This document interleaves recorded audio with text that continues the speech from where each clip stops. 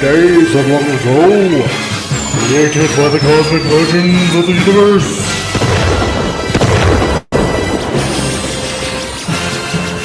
There stands one man, one great man,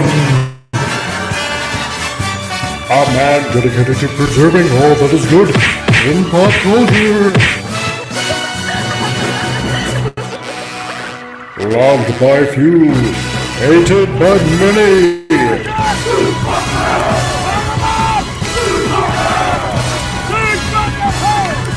Alone in his fortress of awesomeness, he battles fearlessly against the wolf, the evil, the unjust.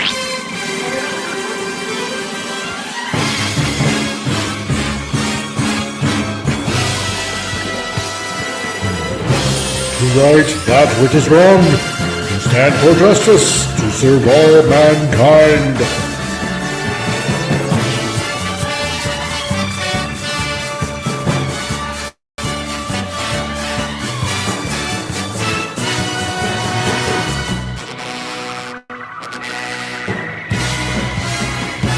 He is the one, the only, the comic relief crusader.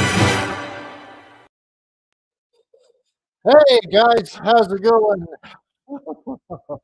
My God, I am trying everything to keep up on a Frantic Friday, as it were.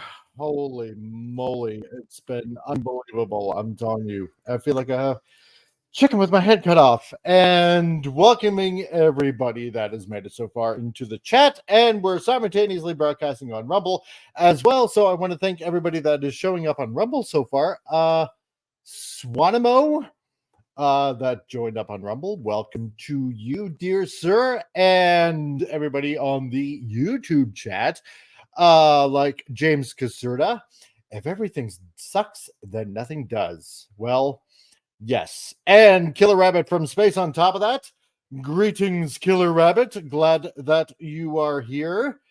And also on top of that, welcoming so far my cohorts, and for some odd reason, I don't know why, but I just can't find the intro thing. This is nuts. But anyway, whatever. I'm going to introduce them anyway. And this time right now, and first share, we got Foggy Brains. Welcome, Foggy Brains. How's it going? Hi, everybody. I'm doing good. It's a Friday. Yeah. Yeah. and in third seat, I have Pop Culture Republic. How's it going, hey, it's going great. The last Monday of the week, otherwise known as Friday. Exactly. I know, right? Dang, because now that we're in September, it just feels like, I don't know, it feels like the whole month is just, or the whole year, I should say, is just flying right by. So it literally went by like in seconds. It's like, what the heck? It certainly did. I mean, Texas is Exactly. almost out of the triple digits heat wise.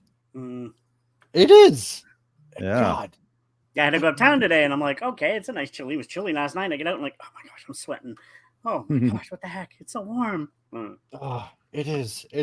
But it's just a constant reminder that, oh God, winter is coming. No. Hey, dude, come on, you're Canadian. We love the winter there, eh?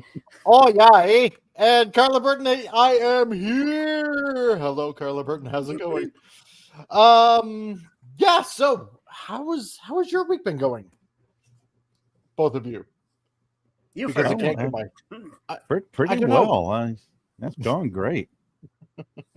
Because I'm trying to get my head straight and I can't right now because I need a second cup of coffee, so I'm leaving it up to you guys. In other words, you need to stall for time. Gotcha. I'm actually going to. These guys have been talking a lot about Indiana Jones, and I know some people, well, I don't know, many people have loved it.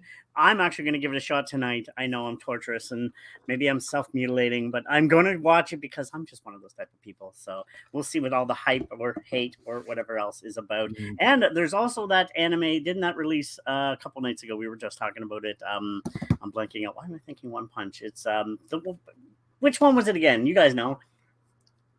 One Piece? Netflix. Which one? Yes, thank you. One Piece. I'm One looking Piece, forward. yes. Yeah, I've never seen, as big of an anime fan as I am. I've actually never seen that, so I'm looking forward to checking it out. I've heard nothing but good things about it. So some people are coming like what 68 episodes and like it's too many episodes to plug in. But some people are saying they actually did a good job of filling a lot in only 8 episodes or so. So I've heard good things about it. Wow. Yeah, I may have to check that out as well. I mean, I've been suffering through Ahsoka, and oh goodness. I love Rosario, I do, and I love Ahsoka and the cartoon, but did they do it that bad? Did they not do her justice? Oh, it's pretty bad. I mean, I want to be positive, and I want to find positive things to say about the show, because I can't. I'm not the sort to just automatically go into hate mode and hate watch stuff. Yeah. But Disney makes it so easy. I know. It's like, what are you guys doing? It's like, let's get some of the worst. Well, first off, the show is well casted. They have great actors in all the roles. They fit their parts. They look like their animated counterparts. It's just the writing, the directing, and the production fails them. And it's like, well, you nailed 1 out of 4 or 5. Disney needs to sell. I know they're supposed to be on a big fire sale. Come on, George, buy it back for the pennies, please. Mama Lucas. I mean, that was a rumor. That rumor's been going on for years that Kathleen Kennedy will be fired, and it's like, well, now that all the franchises that Disney owns is pretty much burned to the ground, she can depart. Exactly. It's like, yes, exactly. Her job there is done. She can dust her hands and walk away. It's like they're in ruins. She didn't want a strong male character, and Luke, and we pretty much ruined him. Let's just yeah, that's right. And so to catch up on things, if you're blue and you don't know where to go to, why don't you go where fashion sits?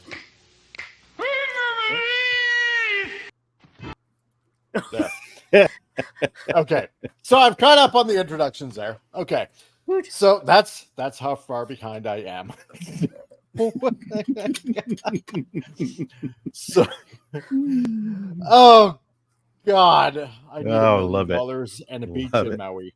So, Carla Burton, I watched Spy X Family, and I love it. I know that is such an awesome, fun anime. I love it. I love it. I love it. If you haven't checked it out, please go check it out. Okay. So to try to catch up even further, we'll just do stupid news of the week. And to all of you in the Rumbleverse, please hit that Rumble button if there is a Rumble button, or that like button. And please follow the channel on top of that. Those of you already in the YouTube sphere, because I just made a word up right now, hopefully, patent pending. Please hit the like button and the share and all that kind of other jazz. But right now, we're just going to get straight into the stupid news, and here is what it is. And this is not to make fun of any religion whatsoever, but I thought this was hilarious because apparently these people have no idea what anatomy is. And this is going on. Yep. So, a Turkish Islamic preacher claims on live TV that those who masturbate will be forced to raise the offspring in the afterlife. And apparently, men who masturbate will find their hands pregnant, says preacher. Well, I had to mute it.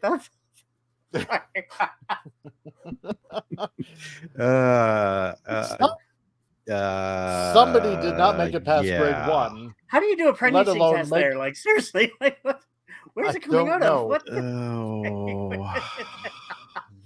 Where does the masturbate come out of? I'm wondering. Out of the fingertips or something like that? Is it like maybe out of the wrist, like Spider-Man, or I don't know. I don't know. Your hand comes off, and then it becomes a human, and then you grow another hand, and even like a Groot or something. Or I can't even. What? You're fake news. Everything about this is fake news. Wait, what are you talking I about? don't agree with this. There's something about this that I just don't 100% agree with whatsoever. The IQ.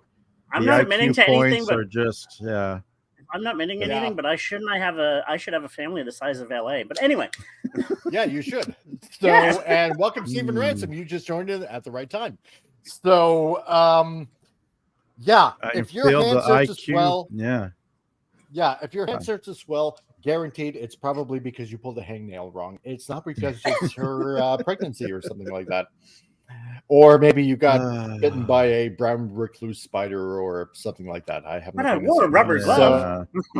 glove. So, The IQ points are flaking off like dandruff. good. Oh, What? this is awesome. Why? Why? Oh, Do face bombs do that as well? oh. Yes, I do. No. I'm scared to face palm now. Where's my hand been? Oh my god. Yeah, and like you said, Foggy, yeah, lots of people would have the big family like the population of LA. Exactly. So, dang. I tell ya, we'd be over 8.7 billion people by now. So, Nancy Reagan said, "You can just say no." yeah, exactly. Killer Rabbit. As a rabbit, I don't have to worry about hairy palms. I already have them. There we go. There we go. And people listen to these people. Why? People actually listen to these people.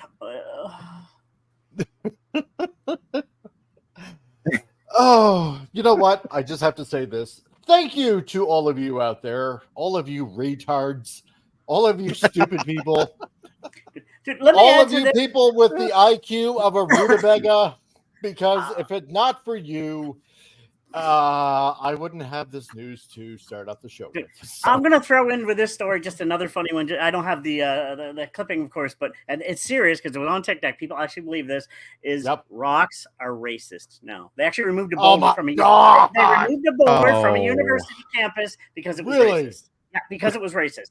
I'll send you the articles. Like it was a racist boulder. We had to get it removed. Oh, jeez, Stephen Ransom. I was wondering where my period went. But people believe this stuff. What? I'm not even. How is a rock racist? How is this? How does this possibly make any sense? How is it possible that your hands can get pregnant or rocks are racist? Why? People just don't have. I call it now. They're paint chip eaters. Remember Tommy Boy? Did you eat paint chips? I use that all the time now because that's what these people did as a child. They ate paint chips. They had to. I'm all for now physical separation of society. Like, let's take a certain group of people and just move them to one coast or the other, and everybody who qualifies as normal can live wherever they want. Let's put them all on an island in French Polynesia and just let them breed there and see what happens. Let's what about handshaking? How does that work? No, anyway. That's fist just bumping. Fist bumping. Now I'm definitely gonna be fist bumping more now. Oh my god! If I shake my fist, am I twerking? I don't know. Yes.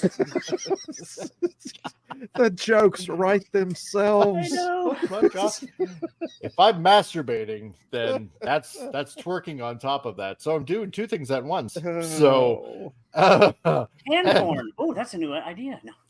Ooh, there we go. Yeah, that'll piss off millions of Muslims. There we go. Oh my god. Okay, and Hale Lenrod, you just missed that news. Thank God. Did you dodge a bullet? He did. He dodged a bullet. So, and this is also some stupid, yet on top of that, some very disconcerting news that should be rather alarmist for everybody. Here in Canada, they are encouraging euthanasia like you wouldn't believe before.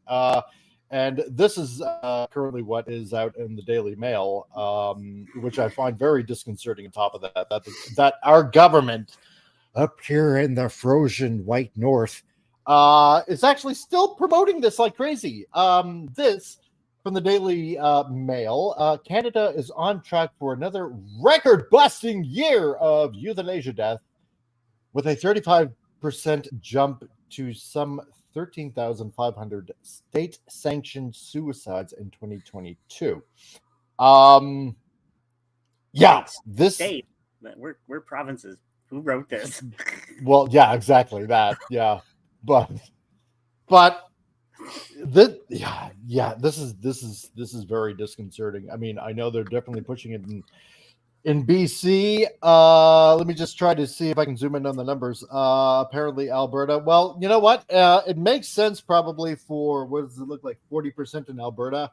I can almost kind of in a way see this because I know when a recession hit, especially back around 2007, 2008, there were a lot of people that were out on their asses that work in the oil industry that, do make, big money working on the rigs. And out here in Alberta, it definitely is a work hard, play hard mentality.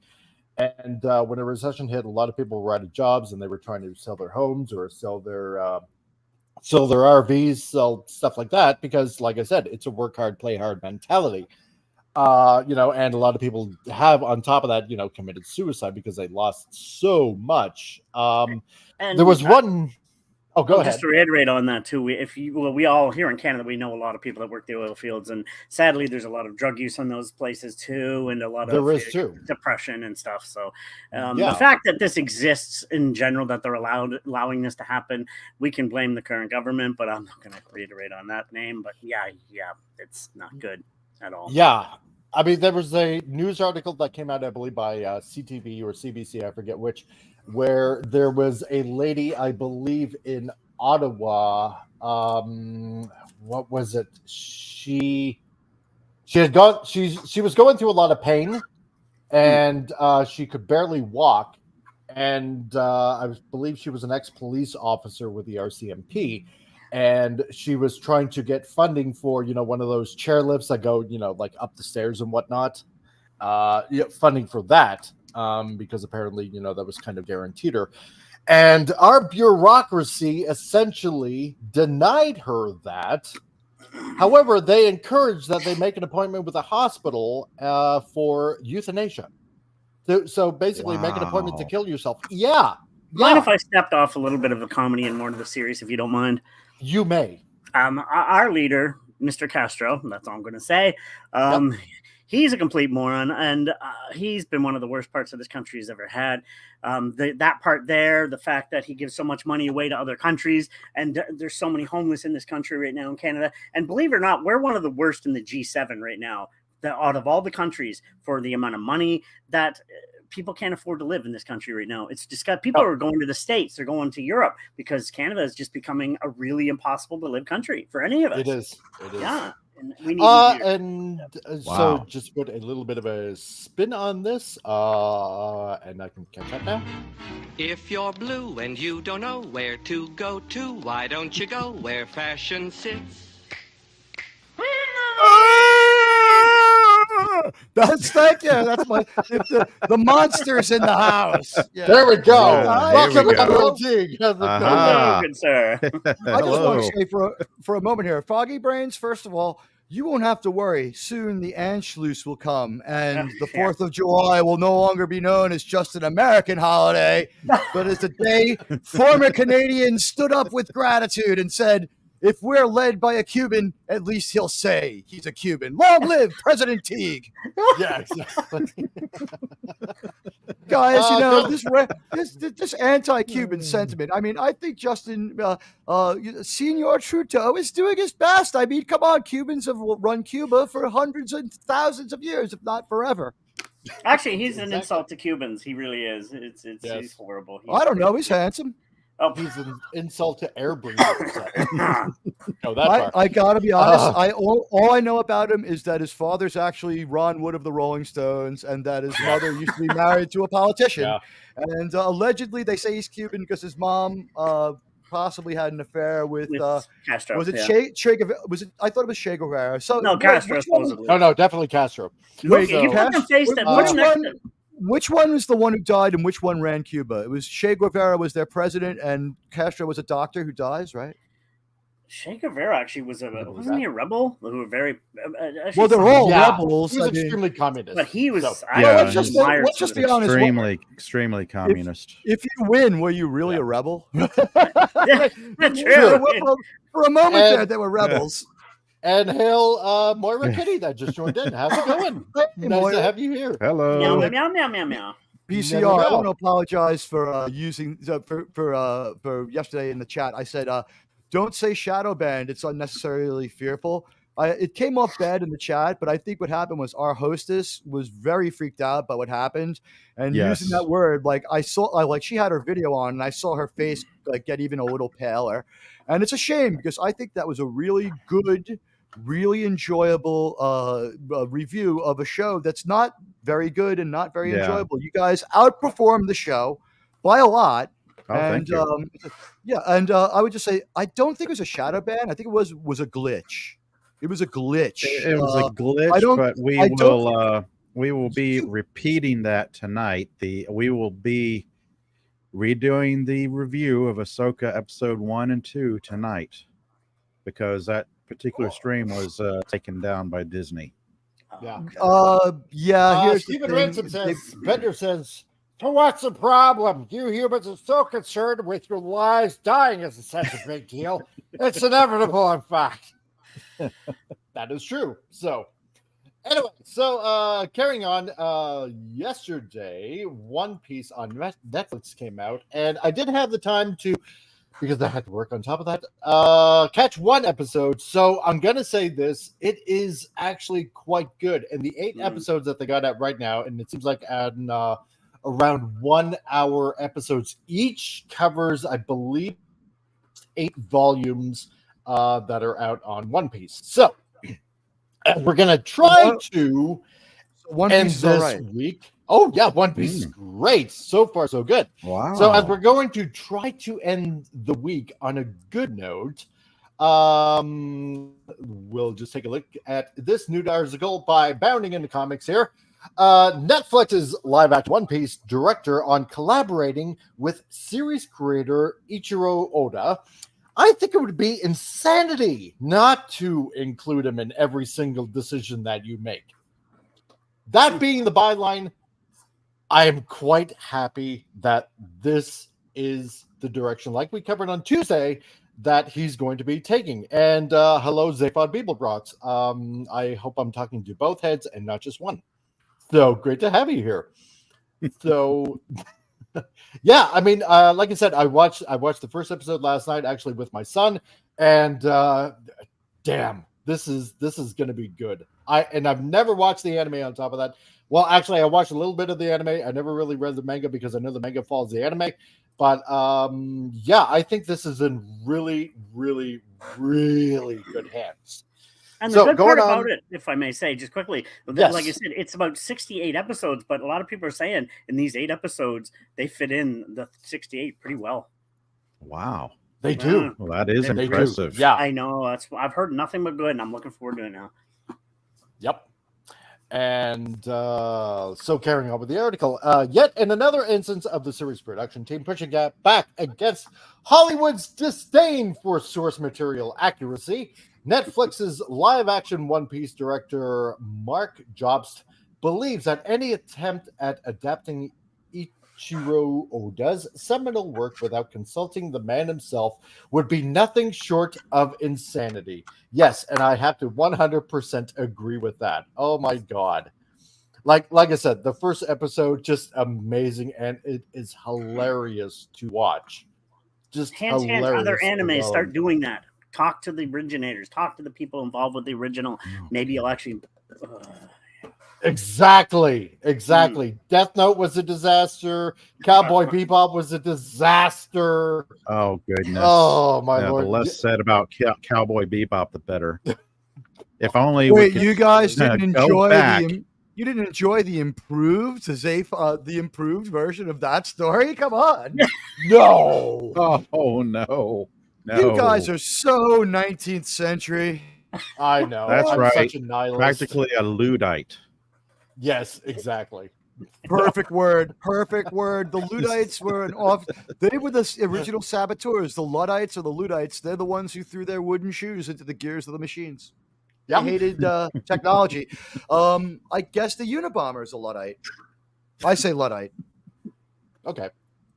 So Jobst, whose previous directorial credits with the streaming giant includes stints on the first season of The Witcher, which was good, and Luke Cage, which was good, and the second season of Daredevil, which was awesome, spoke to the importance of Oda's involvement in adapting his own work while giving a One Piece-centric interview to Screen Rant. Asked by the outlet's Grant Hermans if he would provide any insight into his time working alongside the iconic mangaka, Jobs beams, he's the source, Why would you not go to the font? Exactly, right? If you have access to the creator, why aren't you taking advantage of it to the fullest extent that you possibly could? So, I mean, it makes sense, doesn't it? So, yeah, but a lot of the modern stuff doesn't seem to want to make sense. So yeah, it makes too much sense. We can't follow canon. Come on, we can't follow lore. No, we gotta take these characters and shape them and mold them into something we want and push our own political agenda. Yep. This is why we got to people protect will just Henry. love it. This is why we got to protect Henry Cavill, because anything he does, he wants to do it to the accuracy. And it's like, that's why I'm a big fan of his. I mean, he's a good actor, but he wants accuracy in The Witcher and Superman, everything. He wants accuracy. Yeah, yes. I can't help but to wonder how Amazon will sabotage his project. Warhammer. Because I believe, Warhammer. He's a big fan of Warhammer too, so it's like, ooh, I can't wait. Yep. Mm-hmm. No, Carla Burton. Yep, they're making it fabulous. Fabulous. So, Fabulous. I have to agree with you. Stephen Ransom. Yeah, give him co-creator credits or co-director credits. Exactly. Why not do that? Because if he's going to be along every step of the way, then sure, do that. Because at least you got his name on there. It has his seal of approval on it. It can only make this show bigger. Oh, and then the actual fans of it, the fans of the actual one will go, "Ooh, he's involved. Let's watch." So there you get a whole section of people that already like it. So then at least you would have the blessing, yes, so to speak. And I can totally 100% agree with that. So, so he is the font. He goes on, and he created something that the world of One Piece adores. He continued in his praise. I think it would be insanity not to include him in every single decision that you make, and make sure that we are being truthful and honoring what it is he's doing. Again, there's a translation from the manga to live action. Adaptations need to be made, and that's okay. And he was always very open to understanding that you have to make some changes in order to make that transition. And that's technically true, because there are things that you can do in a manga that you can do in an anime, but it just won't work on, live action. And I can totally 100% that, as long as it's not like a complete 180. So long as you're staying true and honoring the spirit of what his wonderful creation is. So as a guiding hand over this whole show, he was a fantastic collaborator. Jobs ultimately opinioned on the topic. He wanted us to get it right, and he wanted to get it right for him. And I agree. I agree. So you were saying, T. Oh, go ahead.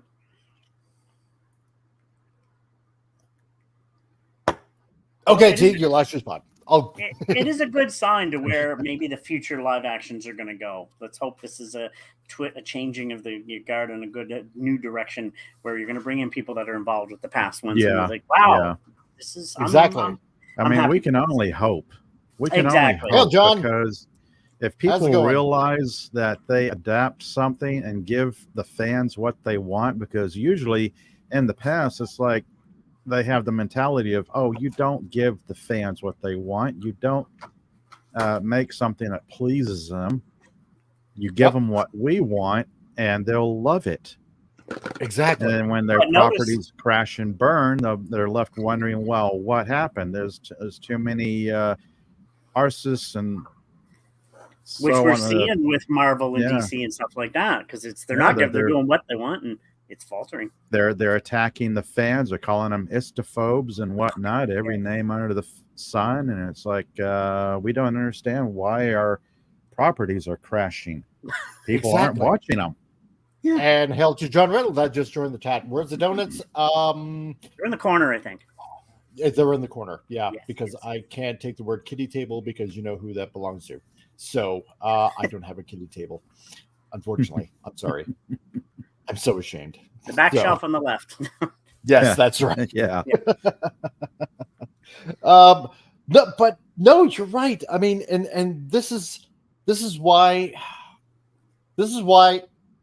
Hollywood in general is just failing, because they're trying to push.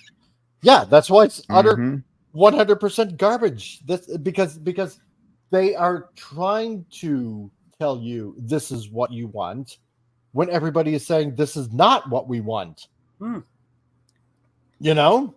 Yep. And they don't get it. They think that people want to do, dress and drag and do the hula. What do you? Exactly. You know? Yeah. That people want. Do you know what I'm really scared of? I don't know if you guys ever watched the original Crow, the movie, and also read the novel. And brilliant, both sides. I'm scared of this. I didn't want a new one anyway. Brandon owned that role, and that's his role. It should have been left alone. But the fact is, the reason I'm wondering what they're going to do with it. Is it going to be woke? What's going on? What is it? Oh, I'm so scared, because that's one of my it's scary. We really have no idea what's coming until it's actually in the can and they start releasing promos for it. And then we'll have an inkling of it. Exactly. And just to let you know, when that, I don't know what you call that thing that's in the picture there, but near the end of the episode, it seems it's not a ship, and snail thing, whatever the heck it is, and I know it's part of the manga, and it's like, and he picks it up and he talks into it. It's like, this is the weirdest, most frigged up phone I have ever seen in my life, and I'm laughing my ass off. And I'm gonna have to go back and watch the anime now. Oh my god, it's hilarious, and I love it because I know it's part of the manga. I know it's part of the anime, and they put it in anyway. And you know what? And it extremely looks, excuse the language, YouTube, but it looks extremely fucked up. But it works. Yeah, exactly. It does. Oh my god. And I laughed, and it's like, and I looked at my son, and I'm like, that is one screwed up phone, but damn, I love it, right? He's like, yes, exactly. So go.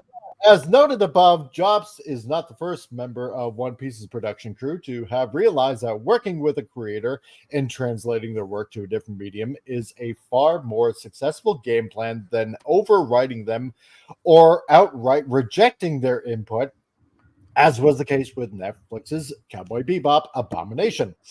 Speaking with Variety's Jennifer Moss ahead of the series premiere, executive producer Marty Adlenstein, whose Tomorrow Studios both produced One Piece and the disaster known as the live-action Cowboy Bebop, admitted that in the failure of the latter adaptation taught him and his team that the fans are expecting you to be true to the source material. No kidding. As we Yeah. read in the comments in response to Cowboy Bebop, it was always, well, they didn't do this character the same as this and that, he explained. It really taught us a lot of what we needed to do with this one. There you go. Yeah. Yeah. Well, oh, wow. And there's the whole article right there. I should probably maybe go to the article, but I'm not going to right now because they are so far doing it right. Exactly. You know, well, I mean, at least somebody learned from their mistakes, but you know, it shouldn't have been done that way in the first place. You know, they just should have did it right the first time with Cowboy Bebop. Double dumbass on them. I know, right? Damn. You know, otherwise we would have had a decent Cowboy Bebop. Guys, take a quick look at the private chat if you want to laugh. Oh boy. There's a lot of bad live action animes. We Yeah, know the That's hilarious, Yeah. right? Death Note and so many others. Dang, Yeah. that's not cool. Okay. It's a lie. It's not cool to lie about it. That same person had a they had a field day spiking the football last month when my father died of the same thing. Now it's not funny because they've got it. Sorry, Exactly. you're the one who set the bar on that. You think what's happening is funny? Then we're gonna. Well, I agree to see it your way on this one. Yeah. That incident was pretty funny. Yeah. John Randall, did someone do something right in Hollywood? Yes, somebody actually did something right in Hollywood. So it's amazing. And Foggy Brains, Carla Burton says, sorry, I kept missing saying hi to you in the chat. So she says hi to you. So there you go. Yeah, the dialysis of diabetes. So The dialysis of a madman. yes, exactly. So, but no, I'm Screaming at the Diabetes. window. diabetes. So Uh, I love that commercial. Diabetes. Diabetes. I have a friend who has like he actually has diabetes. It's pretty bad. Like it honestly has like Yes. sort of almost ruined his life because when he had the diabetes hit him, he had started a career in the merchant marine. Yes. So he was set, and like so he loved the sea. He loved the travel. He loved being a sailor. He was properly educated in it, and he had to leave it. $200,000 a year job. He had to leave, and struggles to get by now because he has such specialized knowledge and lost a toe recently. So diabetes, although it is like, let's face it, it happens to a lot of people. It's commonplace enough. It does. And I have conditions too that people joke around about. We can't have too high of a bar, or we become hypersensitive, and then we might as well call this the woke relief crusader. We're not like that, nobody's anybody's victim, but it is. But for all those who do have it, we do apologize. It does get beat around a lot, but Dude, Diabeto was funny on Family Guy, Dude, I got it, and I say make fun of it. What the hell? It's life's too short. Gosh. Okay, that's right. Brains got the right idea. Yes, play to your strengths. You might as well play to your strengths. Hell yeah. You know what they say? You know what they say on the wall of as you enter on the door to hell? It says "Live, laugh, love." Yes. Exactly. There. That's right. Life is too short that way. You might as well just have fun. Always look on the bright side of life. And now YouTube is going to ding me now. So now they will. They will now. Life's a piece of shit when you look at it. Life's a piece of shit when you look at it. That's just them as actors, right? Only a little bit of involvement as writers, very little, like maybe none. Yep. So likewise, that's one of those weird movies. Yeah. During a separate interview, Herman, if he had learned any lessons from Oda during their collaboration, series co-showrunner Stephen Mattis revealed, I would say just trying to figure out the amount of fealty and loyalty that had been given to the manga. And look, sometimes when something is adapted, it's very, very faithful, he added. And sometimes it's a radical difference. It's where it's just you take the idea. I'm trying to swallow down the last of coffee, and you run with it in a completely different direction. Both types of shows can be successful. With this one, it was not clear as we were talking about it. It's getting too far away from the source material, was not going to be good in any way. Right. So yeah, you go too far from the source material, then it just basically loses that essential magic of why a manga or why an anime is just so beloved. You move too far away from that, and your show's going to suck, and that's what ended up happening for the most part on and off with Cowboy Bebop. Oh yes, and Netflix Death Note. I find that was worse, even to be honest myself. Oh. Yeah, God, yeah. What? I live in New York, and one of the things we like to do is gossip. So here's some fucking gossip for you. Yeah, here's some Are you kidding? Ready?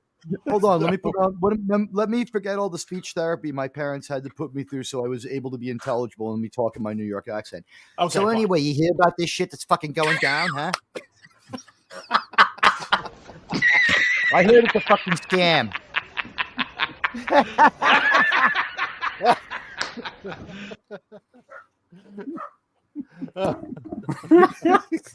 You've done it justice. Bravo. That's right.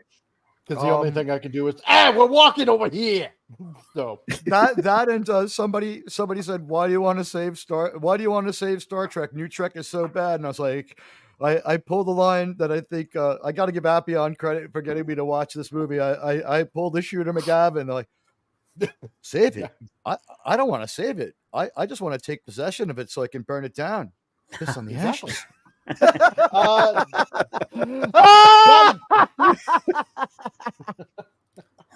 John Redball, isn't the whole point of manga and anime not to be not live action? You know what?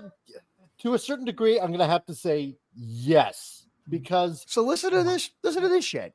You know, there's a certain degree where certain situations, certain actions can only be done in a manga and an anime, because that's what takes you away to that far, far away world where you could end up imagining and believing it's like, oh my God, this is like so awesome. I wish I could do this or do that or something like that. And it doesn't translate well in live action. And that's completely 100% true. I totally understand that.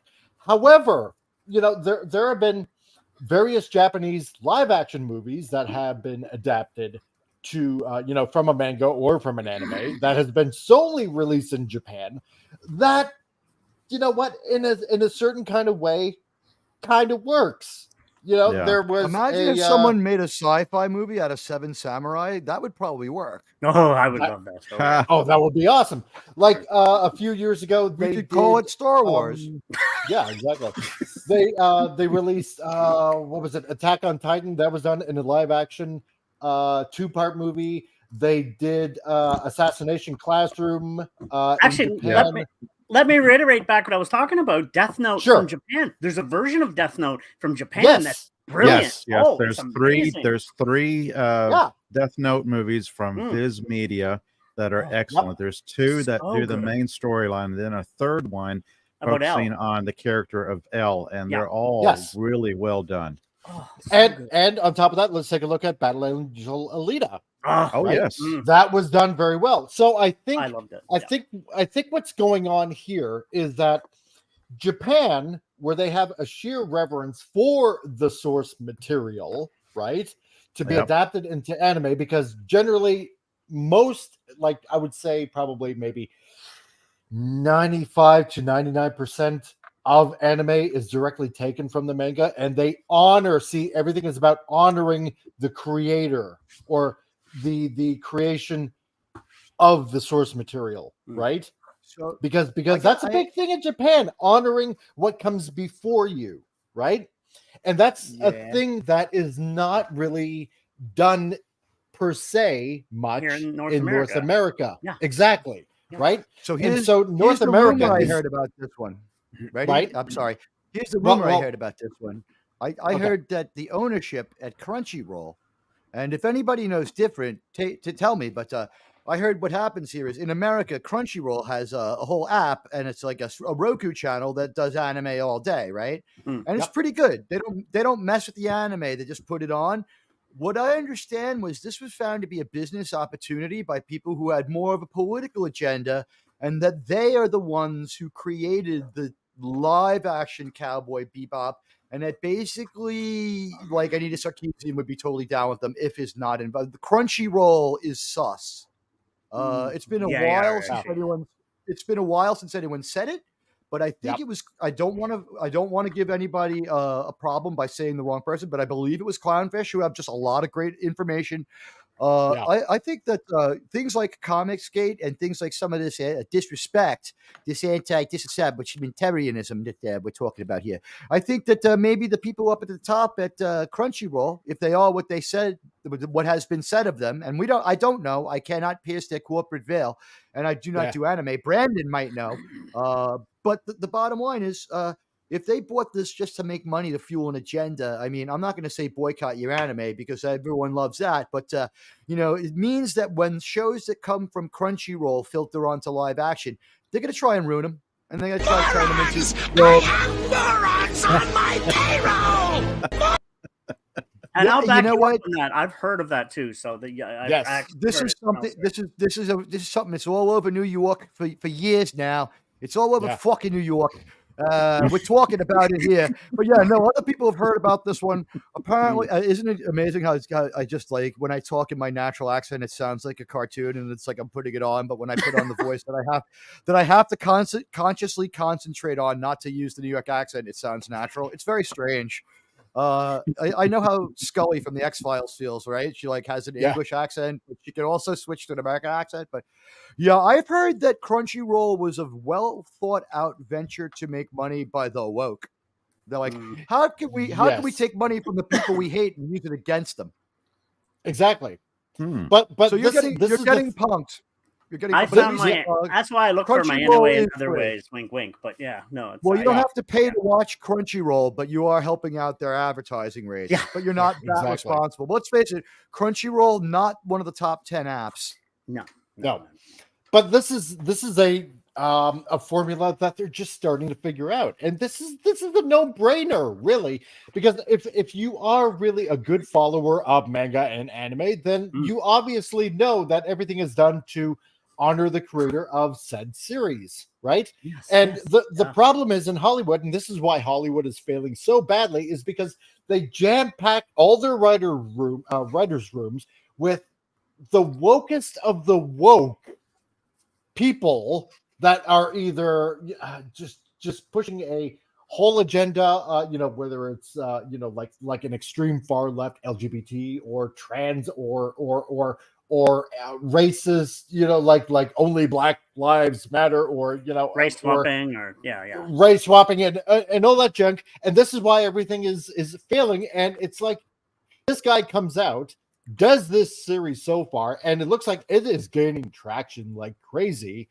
And it's like, dudes, this is a no-brainer. Just do exactly what the manga and the anime do, and that's it. That's all you got to do.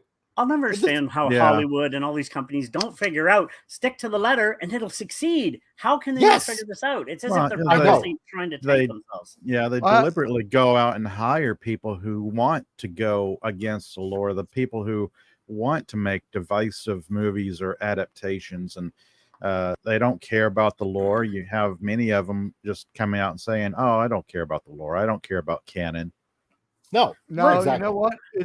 It's so funny, but we can say this. It sounds strange, but this is an unironic thing. You name any woke thing that came out, any woke thing at all. Name what are we talking about right now? What is this moment's woke problem? Okay, Oh, now One well, Piece well, is not woke. But no. let's say let's use She-Hulk as an example. She-Hulk God. is the most extremist left-wing thing. It couldn't be more woke. It's mainlining espresso into its veins Yeah. and while drinking Red Bull. But I mean, Exactly. this shit is woke. But I don't necessarily know that it is viable. We haven't seen anybody do anything with No. it where they've been able to Exactly. make it entertaining. And now we actually have a path to predictability from episode 1. Yep. Okay, from episode 1 of Ashoka, do we pretty much know where things are going? More than likely. Ledrod says it's not supposed to succeed. It's just evangelism. If it can somehow turn even one moron to their side, it's worth it. Exactly. Carla Burton says they're not motivated by success, but how many indoctrination points they can make. That's right. That is John true. Rendell, Disney's next live action remake, The Three Little Pigs, starring the Olsen twins and Miley Cyrus. Ew. I'm going to be against everybody here. I'm going to say this. I want a girl. I I understand want a She-Hulk. girlfriend like the Olsen twins who will clean up my apartment if I overdose. Yikes. Clear my I know browser history, please, baby. the She-Hulk was totally woke. I still think Oh, she played God, the She-Hulk. I think she played it good though, and I still love the character. If you read the comic, she's an awesome character. She's a smart. I do love the character. Yeah, she's sort of like Yeah. a Deadpool. She's a smartass. She breaks the fourth wall sometimes in the comics, and I love They her broke attitude. the fourth wall in Ahsoka. They broke the fourth wall in Ahsoka. Then they Really? did. Oh. Nothing was said, So- but like no. While they're having the conversation about the lightsaber womb, what's her name? Hera. Like they're Yes. asking her questions, and she answers the question, and they re-ask her like they don't believe it, and she looks at the camera and rolls her eyes and looks back before she answers. I mean, that's Yeah. that's a kinda fourth weird. wall break. Should be you can when Yeah. you look directly into the Mm. camera, you're looking Yeah. directly. You're not. One of the biggest rules in acting school I have heard is don't look into the camera. Don't look into the No. camera. Yeah. I've been on Exactly. movie sets, and I've talked to filmmakers, and no, never look directly at the camera, and then never break the You know, when 180 you- rule, and so many different things. Yeah, but yeah. Yep. You don't look at So going on- not looking at the camera is so important that that when you're supposed to look into the camera, they Yep. actually say it. Yeah. So Mhm. going on, But- he wait, I'm- continues. Sure, there were wonderful stories that could be told that are not as close to the manga. Medea elaborated, but I think that rightfully so, the fan base would not have accepted those shows because One Piece is such a beloved source of material, and so I really wanted to, after a lot of trial and error, honor what Oda-san wanted to do, which was to have a version of the show that we felt really good about and that he felt really good about. And so it was then a matter of lining those things up and kind of toggling them a little left and a little right, and just to make sure that even if there's something new in the show that feels genuine. So he continued, pray to God that the show feels like that because it was the intent. There you go. Yeah. Yeah. It's How a about simple that? formula to follow. Yeah. Here's the time where I pointed out this guy's following the same simple formula that has the movie Downfall, which is a biopicture of the war leader of World War II Germany that is just faithful as could be to what happened by triple verified in most accounts. That movie made a lot more money than She-Hulk ever did. And that was not a sympathetic main character. It is No, it was definitively the not. least sympathetic main character you could have, honestly. Aside from certain YouTube hosts. Yeah, exactly right. But no, I mean it's such a simple formula to follow. Such a simple formula. All you have to do is take the work. The script is already done for you. The story is already done for you. Take it, adapt it. Sure, you might have to make, like you said, make a little bit of a tweak here and there, and keep true to the story. And I'm that's binging this now tonight. Speaking of little tweaks, I just need a little information from you, Mike. What time are we going to? We'll probably do another hour. All right. So, hey, guys, Saving Star Trek coming your way in 1 hour and 10 minutes, 70 minutes from now. Yeah. There we go. Woo! All right. Let me finish setting up my live stream. I'll shut up for a while. Well, good enough then. Phew. Okay, no, I'm just kidding. So, you know what it is? I love Comic Relief Crusader. He's one of my best friends in this. Let's call it a business. Let's call it a business. Fine. Yeah. He's one of my best friends in this business. Like myself, I can count on him to take it seriously and be professional. He's not going to try to invent a new form of comedy by making fun of something that's in bad taste. And he's been enormously cool and generous to me. So I dipped out of another show to be here, and I'm pushing back my show to be here because I believe in my friend Mike, the Comic Relief Crusader. And please hit those like and follow buttons. I've known this man for many years, and I will second that. He's a good soul and he's a good human. So, and by the way, everybody's invited to come on over to Saving Star Trek in the words of Landale Calrissian. All are invited, of course.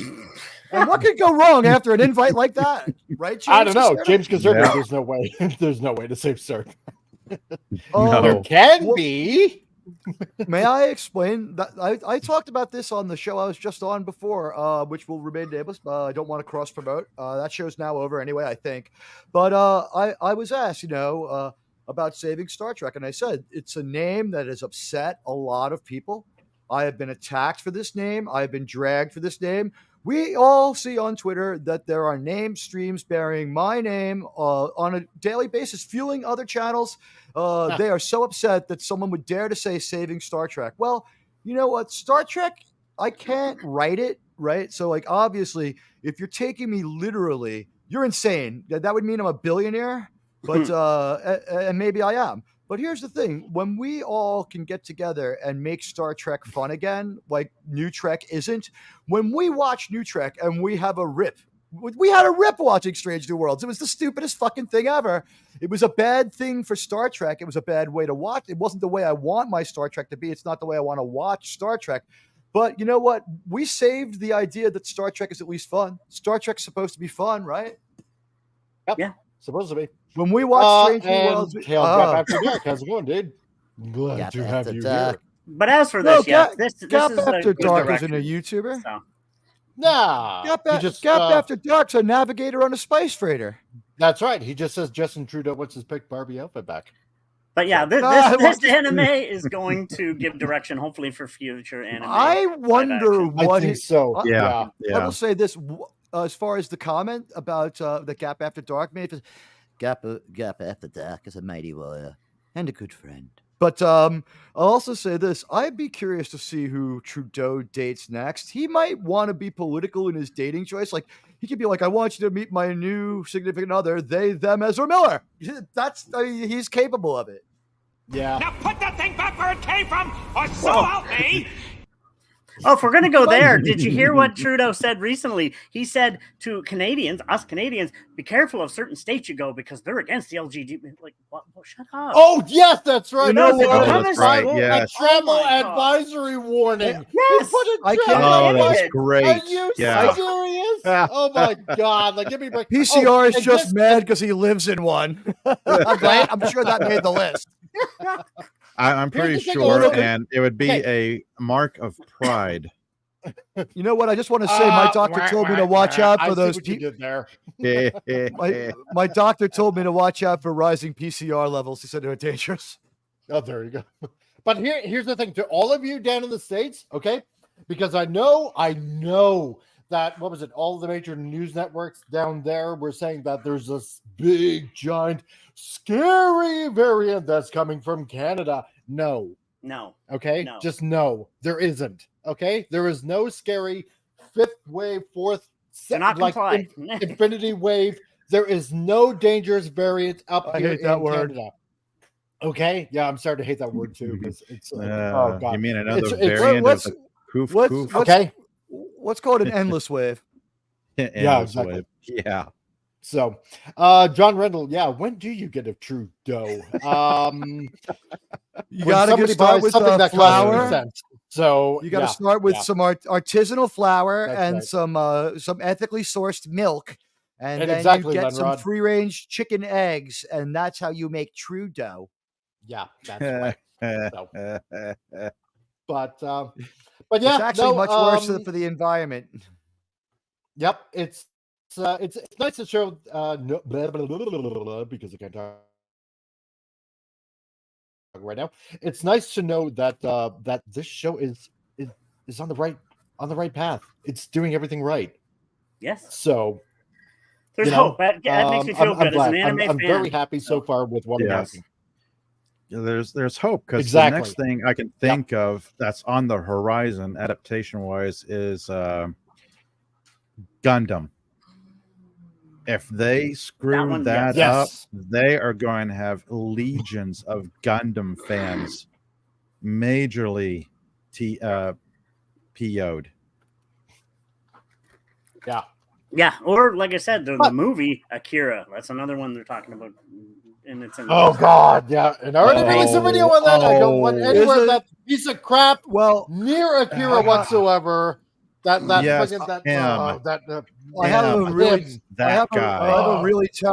have a really terrible fact to tell you guys. My fellow Americans and Canadians, this day brings terrible news. Earlier, debris was seen raining from the sky over Texas. I mean, I don't think that we're going to get an honest effort, and I don't see that we're going to have the kind of earnestness that we're looking for in this endeavor. I just don't. Yeah. But seeing how we're at the 1 hour mark, we're just going to take a commercial break. Time to go to Omega Mart. Time for commercial break. Well, comic, he talks about Trudeau a lot. Well, yeah, that's true. So, because he's cat. Yeah, because he's wondering if you have a picture of Trudeau in your bathroom. So, yeah. Well, he does. Humans got to stick together. So we won't tell you where. Yeah. For sure. Okay. So let's take a brief commercial break here from Omega Mart. Have you tried Omega Mart brand orange drink? If you or a loved one answered yes, please call Omega Mart Consumer Affairs immediately at 1-800-808-4194. That's 1-800-808-4194. Your safety is important to us. Omega Mart, you have no idea what's in store for you.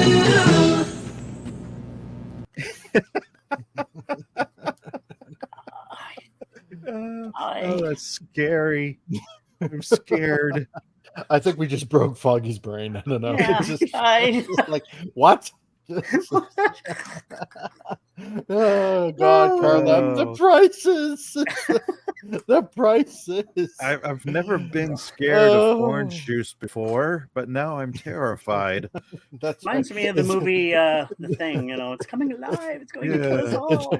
Is that phallic? Why, yes, it is. Too much vitamin C. Subliminal messaging is everything. Take your vitamin C, for that certain rise that you might feel. So that's all I got to say about that. That's a very stiff C. Anyway, God. So, next topic. Oh my God. I'm gonna have to find brand new ads. So going on to Mark Millar, as you know, has been a very prolific writer in the comic world, and on top of that, in movies and whatnot. And God, I mean, if it wasn't for him, like Daredevil wouldn't be Daredevil. The way he is now, from basically street superhero to a real kind of lawyer, crime fighting, a bit more darker, probably on the more Batman side of things in a way. How we turned Batman, the Dark Knight and whatnot around and stuff like that. He's been John Rendell. So orange juice now with 70% more Viagra. So oh my God. Anyway. Damn you, John. Oh jeez. Yeah. So I woke up foggy brains. Yes, it probably did. Yeah. So So this from Mark Millar. He claims the superhero movie genre ended after Avengers Endgame. Post-its Marvel and DC are trying to course correct. I would probably have to agree with him on that. So was the Zack? Let's face it. When was the Zack Snyder Justice League released? Wasn't that after that or before his version? Like are you talking about after Endgame? Justice League? that was like a year later. Ago. The Zack Snyder one's like 3 years later. We get Justice League first. Yeah. Because I think, like, to me that was brilliant, you know, and to me that, but it's just saturated now. It's too oversaturated, you know. It really I'm very sorry to everybody who liked the visualizations and thought that the walking up the stairs for an hour of a 4-hour movie. And I know some scenes could have been cut.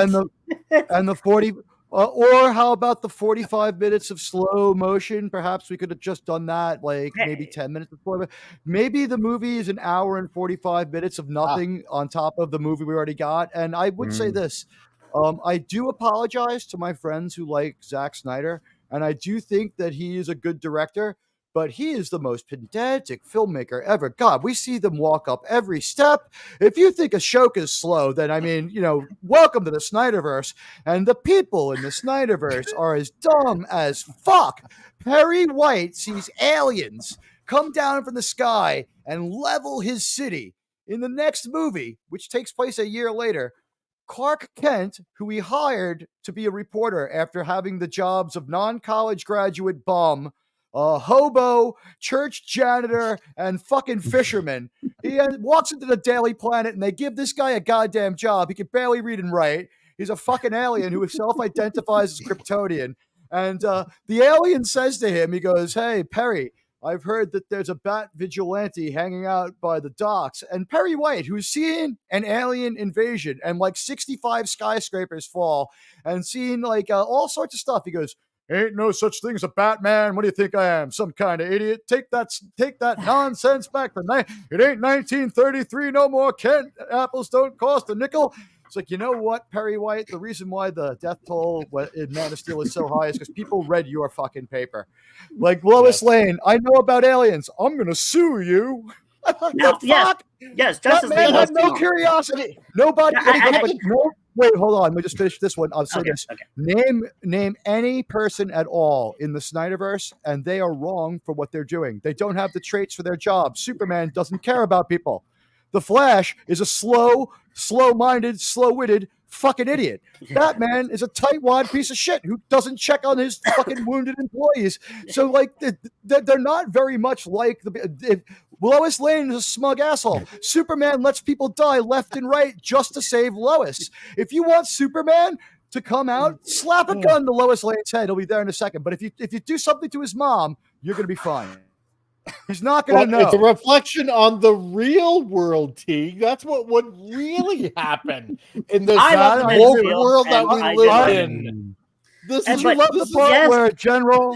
the part where General Zod destroyed the entire movie by saying, if I take off this mask, I'll be in pain for years. And then the mask breaks, and 5 minutes later, he's tougher than Superman. Okay. Did you like that part where they destroyed and broke the entire plot? That part where Superman is crying, on the floor like a little bitch because it's so painful to be in the Earth atmosphere. And then General Zod, who's a genetically engineered soldier who got beat up by genetically engineered scientist Russell Crowe, is like, "We're going to turn your world into a desert because we can't live here. We got to make it like our shithole planet." Yeah, okay. Big upgrade from Brainiac. But you're an asshole. Okay, yes, too much slow-mo, too much walking. I'm going to say this. I'm sorry, but slow motion Wonder Woman characters. Wait. Slow motion Wonder Woman was amazing. Enough said. Okay, isolate that into its own movie, and I'd watch it. Yes. So back to Mark Millar. Back to this. So Mark Millar, the creator of Kick-Ass, Kingsman, Wanted, Supercooks, and Civil War, recently shared that he believes that the superhero movie genre ended with Avengers Endgame. But claims that Marvel and DC are trying to course correct after a number of subpar entries. Well, okay, at least he's hopeful about that. Millar recently spoke with the New York Times about his upcoming live action adaptation, The Chosen One, on Netflix, which is based on his American Jesus comic book series. Oh boy, how I wonder how that's going to go over. After discussing the series, he also touched on the history of the superhero movie genre, saying these movies generally weren't very good prior to 1999. I don't know about that. But by the way, I know American Jesus. His father's name is Puerto Rican Jesus. Oh, there we go. So they were usually made by people who didn't understand or care about the material, with two exceptions: Richard Donner's Superman and Tim Burton's Batman. Okay, well, I'll give him that much. So at least he put that in there. My heart. Yeah, because Richard Donner's Superman, I mean, it was good for its time. I mean, what was that, like 1979? I believe Christopher it was. Reeve is a brilliant 79? Superman. I mean, Henry is a great Superman, but to me, Christopher Reeve is still the Superman, in my opinion. Always will be. Yeah, there we go. John Reynolds. Yeah, next on Cornhub, slow motion Wonder Woman makes popcorn. Ooh, I'd watch that. Yes. No, you have to look up Cornhub. John Reynolds knows exactly what he's talking about. So, yeah. Oh, yes, Cornhub. I will tell you this right now. Yeah, it is endless fun. So, and not exactly what you think. So, so he continued. So it was amazing in 1999 when Marvel cracked the code and made things great. It wasn't just that the technology caught up to the material, it was that the people who made these movies treated them with real dignity. Okay, I'll give him that. However, then he shared that the genre ended with Endgame. It had a great run and kind of ended in 2019 with Avengers Endgame. That felt like the last truly great superhero movie. As for why he believes it ended with Endgame, despite the plethora of Marvel Studios productions, as well as DC films coming out since then, he explained everything since then. I feel that the people involved haven't loved the material the same way that Sam Raimi loved Spider-Man, or Christopher Nolan, who read 50 years worth of Batman comics before he started doing Batman. Okay. Well, I'll give him that much. So, what's everybody's thought on that so far, that it ended with Endgame? Because I didn't. Let's face it. So far, it's been abysmal. Agree. I agree for the most part. I didn't hate the Shazam films because they were what they were. People look too much at them. They're meant to be comedies because his character's like that to an extent. So I didn't mind them. I enjoyed them for what they were. So, but I mean, Deadpool is Deadpool, but I think that might afford that too. But yeah, on its own, I think so too. But I believe in its oversaturation as well. So it's I hate the term because I've caught myself using it before. It's not per se, not superhero fatigue per se. It's bad writing fatigue. I see. It's like Endgame was the end, the way I see it, because you could tell Marvel had no clue how to carry on after that. They dropped the ball. You could see with what they were coming out, what they were trying to prop up. It's like, you guys don't have an outline. You guys have nothing on paper, nothing solid, no idea how to proceed after this. Now, I am going to say I didn't hate the Venoms, but the last Spider-Man was awesome, though. I will say that. I loved it. The mixing of the many multi-view Spider-Man was amazing. It still gives me chills. I did enjoy that film. Mm-hmm. Definitely. But it was good. Yeah, I agree. Yeah, the writing has been like subpar for the most part. There's no direction to it per se, because they have no idea how to work in Venom. They have, through Venom, you get... if they would do the Spider-Man black suit symbiote justice, they could bring in the Fantastic Four, they could bring in Venom, they could bring in Galactus, Silver Surfer, but they won't, because they won't do justice to the storylines. They won't do justice to the lore, the canon. every time they try, they screw up Fantastic Four more and more. We will never get a Kirby era Fantastic Four, just like we didn't get a Kirby era Eternals. Yeah. That's And true. can I bring up a point that I wonder, but it seems notice it's really gone downhill since Stan passed too, though. It's as if they don't like he must have had some direction back there. Like, no, don't do this, don't do that. Because ever since he's passed, it actually has gone downhill the writing. So he's since what? Stan Lee passed. Oh, yes. Yeah. And I've noticed that as soon as he passed away, everything started going downhill. He probably had a say in direction and like, no, you can't do that with the character. He was alive for their best movie, and then as soon as he dies, the thing is, Captain Marvel's in the pipeline and announced while he's alive, and I don't know whatever came of it, but people were accused of elder abuse for manipulating Stan Lee. So we don't know. Mm-hmm. We don't know if we would have to say if Stan Lee were 70.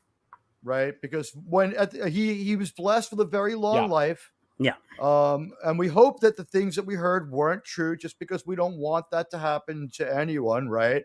But Stan Lee, at 94, 95, I think they were just going to do whatever they wanted with his stuff anyway, and just tell him to get lost. He's not like he wasn't like William Shatner was at 92.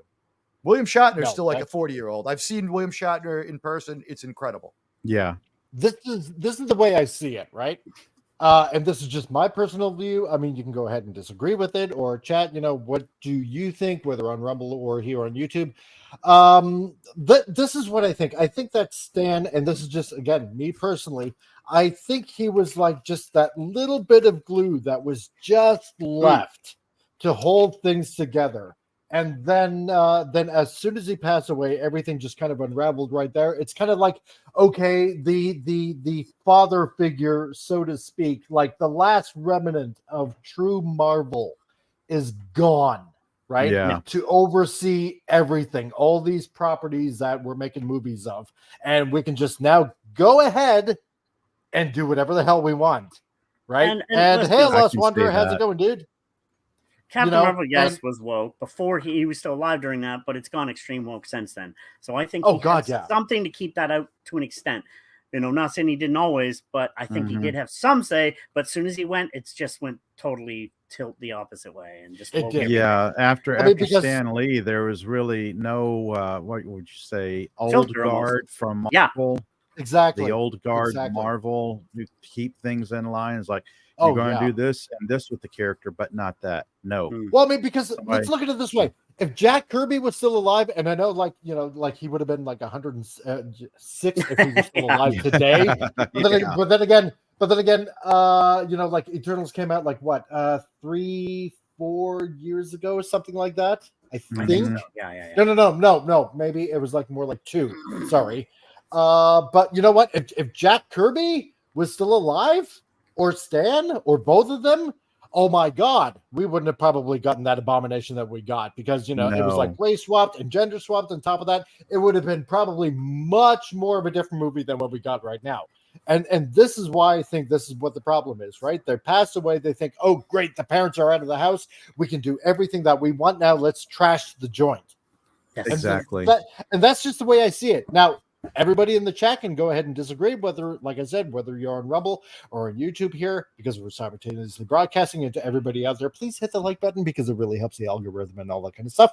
But that's just my thoughts. I'm agreeing with you. I agree with you on that one. No, I agree. I mean, they have nobody at the top to give MCU direction. There's nobody at the top who knows comic books. To say, okay, this is how it should be done. This is how you respect lore and canon. Because those of us who grew up in the 70s, 60s, 70s, and 80s who read these comic books, we're just getting ticked off that the characters we grew up enjoying aren't being presented right on the screen. Yeah. Well, I might be a slightly different age because I lived through the point where we actually had the garbage that's in theaters now on the comic book stands, and it was a disaster. And that was it for comic book stores. And whenever you listen to Clobbering Times, you could just thank some of these terrible, terrible comics. Fucking Miles Morales gave us Clobbering Times because no one wanted to buy his bullshit. Yep. I'm being honest. So the article goes on. They skipped over a lot of good stories with the characters we liked to get to this weird phase, which in comic books, I guess, would be mid 90s. Yeah. Right? Yes. Yeah. Where Spawn, that looked good but really made no sense, was about as good as you had to be. Spawn looked beautiful, but Todd McFarlane's stories might have lowered the bar for everyone. And it's doing so great because Todd McFarlane's a great illustrator. And people are like, well, Spider-Man's nonsensey trash. We could do it too. Let's be nonsense trash. I mean, I liked how Spawn looked, but that movie, how about the part where the toy hits the other toy and they go through the fake toy wall, and then Merlin from Excalibur shows up and he's homeless and he's like, "You shouldn't do that." And I'm like, "Oh God, John Leguizamo." That movie was trash. Now man. I'm going to stand in here because Spawn is my favorite. Todd hated that film. He really did. Oh yeah, and, he didn't have the rights for He had Chapo. complete creative control, or did they give him that for more money to say that he had complete creative control? I don't think he actually did, because plus he didn't have the right. It's called Todd McFarlane's Spawn, though. I can't believe that. And by the way, that almost ended comic book movies. People after Batman '89, people this is interesting, and then all of a sudden we got Batman and Robin and this in the same couple of years, and people this is trash.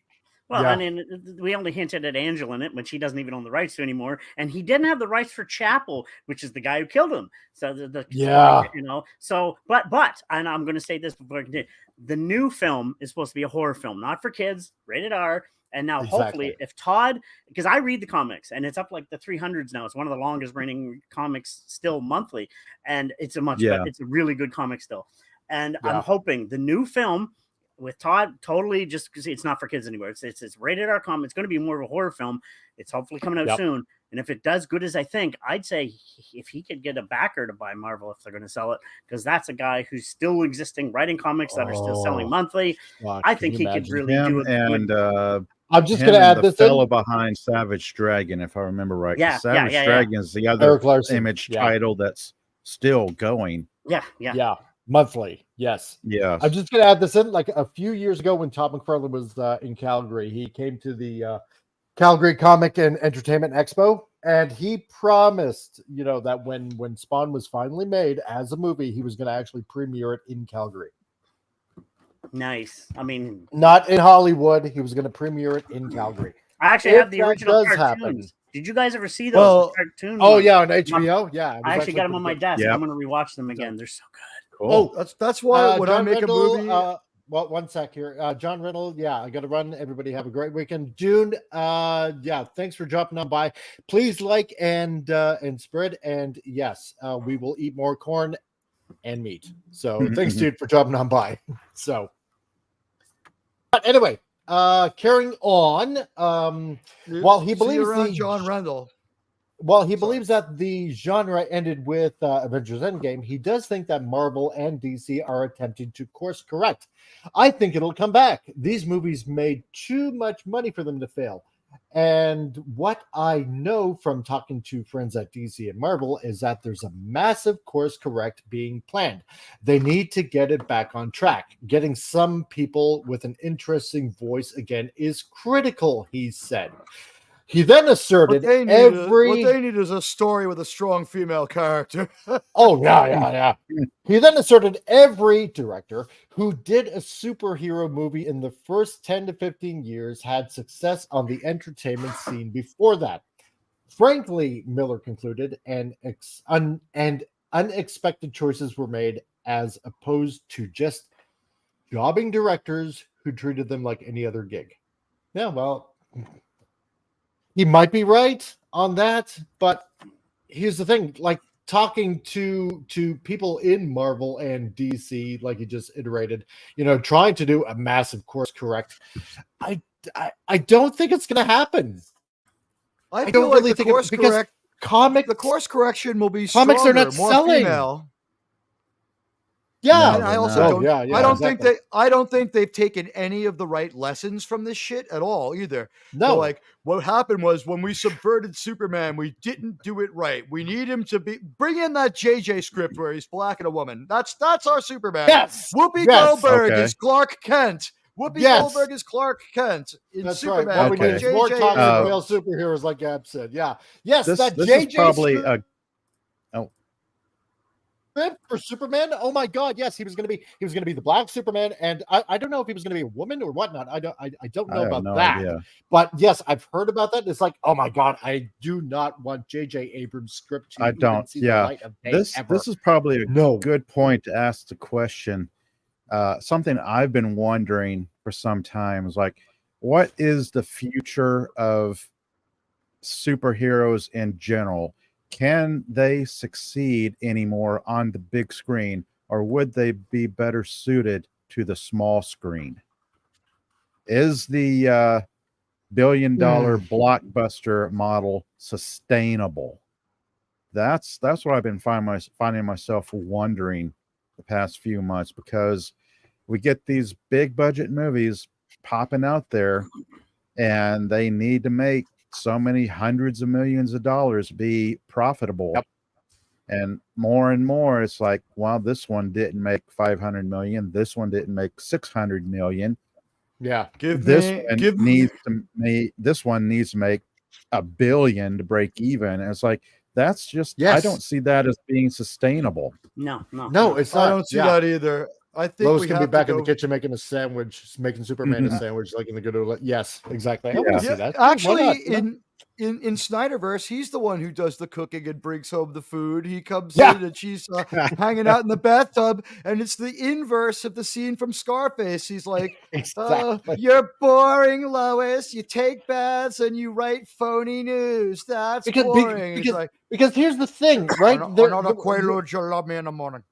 With the horrid writers that they have right now in Marvel Comics, in DC Comics, right? Like spreading all this kind of like adding all this, because that's what they're doing slowly but surely. It doesn't matter if it's in schools, in workplaces, whether it's writing, whether it's in comics or magazines or in a writer's room for TV shows and movies and stuff like that. They're all infiltrating everywhere. They're all trying to steer society in a certain direction, but society is resisting. They're constantly resisting, because if you're trying to tell someone to do or someone to think or whatnot, everybody's inherent thought pattern is to resist, to rebel, and this is what's going on. And so now everything is at a head. What's going on right now? Marvel is putting out shitty comics and shitty writing and shitty art on top of that. And I'm sorry to use that name because I'll probably get you know what? We all whatever. saw, but it's true, and they're trying to translate it onto the big screen, and it's not gonna work. It is not gonna work. We just saw it with One Piece right now. If you keep true to the source material the way it is, it will go in the right direction. It's a no-brainer. And One Piece is on the small screen as opposed to the big screen. Yes. I think superheroes would probably benefit being on the small screen a lot more than in the theater. I mean, look at the comic books. You've got your paneling, you've got your layouts, you've got your dialogue, everything right there. You could adapt that as it is to a TV script, put maybe 2 or 3 comic book issues into an hour of programming. Yeah. Boom. You could have a 10 episode, 20 episode season, and you could decently tell a storyline. We would get something that would say, do justice to the Phoenix Saga storyline or the Dark Phoenix storyline, because we will never get that told decently in a 2 or 3 hour movie. That's right. They will never do that storyline justice. And on the Superman fact, they said they wanted a black Superman. And a very underrated actor, I say, but he's Michael B. Jordan, who was in Black Panther and what have you. He himself was asked, "Do you want to play Black Superman?" He said, "No, no, I don't want to dishonor the student. But he said in one of the universes, in one of the multiverses, there is a black. I would play him, which I'd be okay with that. But he said, no, do I want to play Clark Kent? No, I don't, because that would be disrespectful. Because he reads the comics too, and he's like, no, that would be disrespectful to the character in the comics. I'm like, thank you. Actors that actually see what they want. It's like, yes, it would. Yes, and but that won't stop him from taking Jimmy Olsen and making him James Olsen. I know. Like, God, yeah. Look at that Supergirl show. Right? Hey, Melissa looked great as Supergirl. Don't be wrong, but yeah, Jimmy Olsen was buff and all like, holy crap! You kicked the crap out of. Like, no, Jimmy Olsen's a tiny little geek. No, what the a tiny red-headed ginger geek. Yes, so it's ginger side. But yeah, this guy's all buff and just And I also want to welcome to the Rebel Chat Nick. I hope I pronounced that right. If I didn't, I apologize. So welcome on the Rebel Chat to you, dear sir. So it's my fault. He learned how to read from me. Okay, that's what it was. Damn that New York education system. I guess apparently he thinks that Henry Cavill is one of the hottest superheroes out there. I'm just saying, Teague, we covered this. Who is that? Well, people loved when he put together a computer and PC. That was like millions of views on Henry Cavill putting together PC.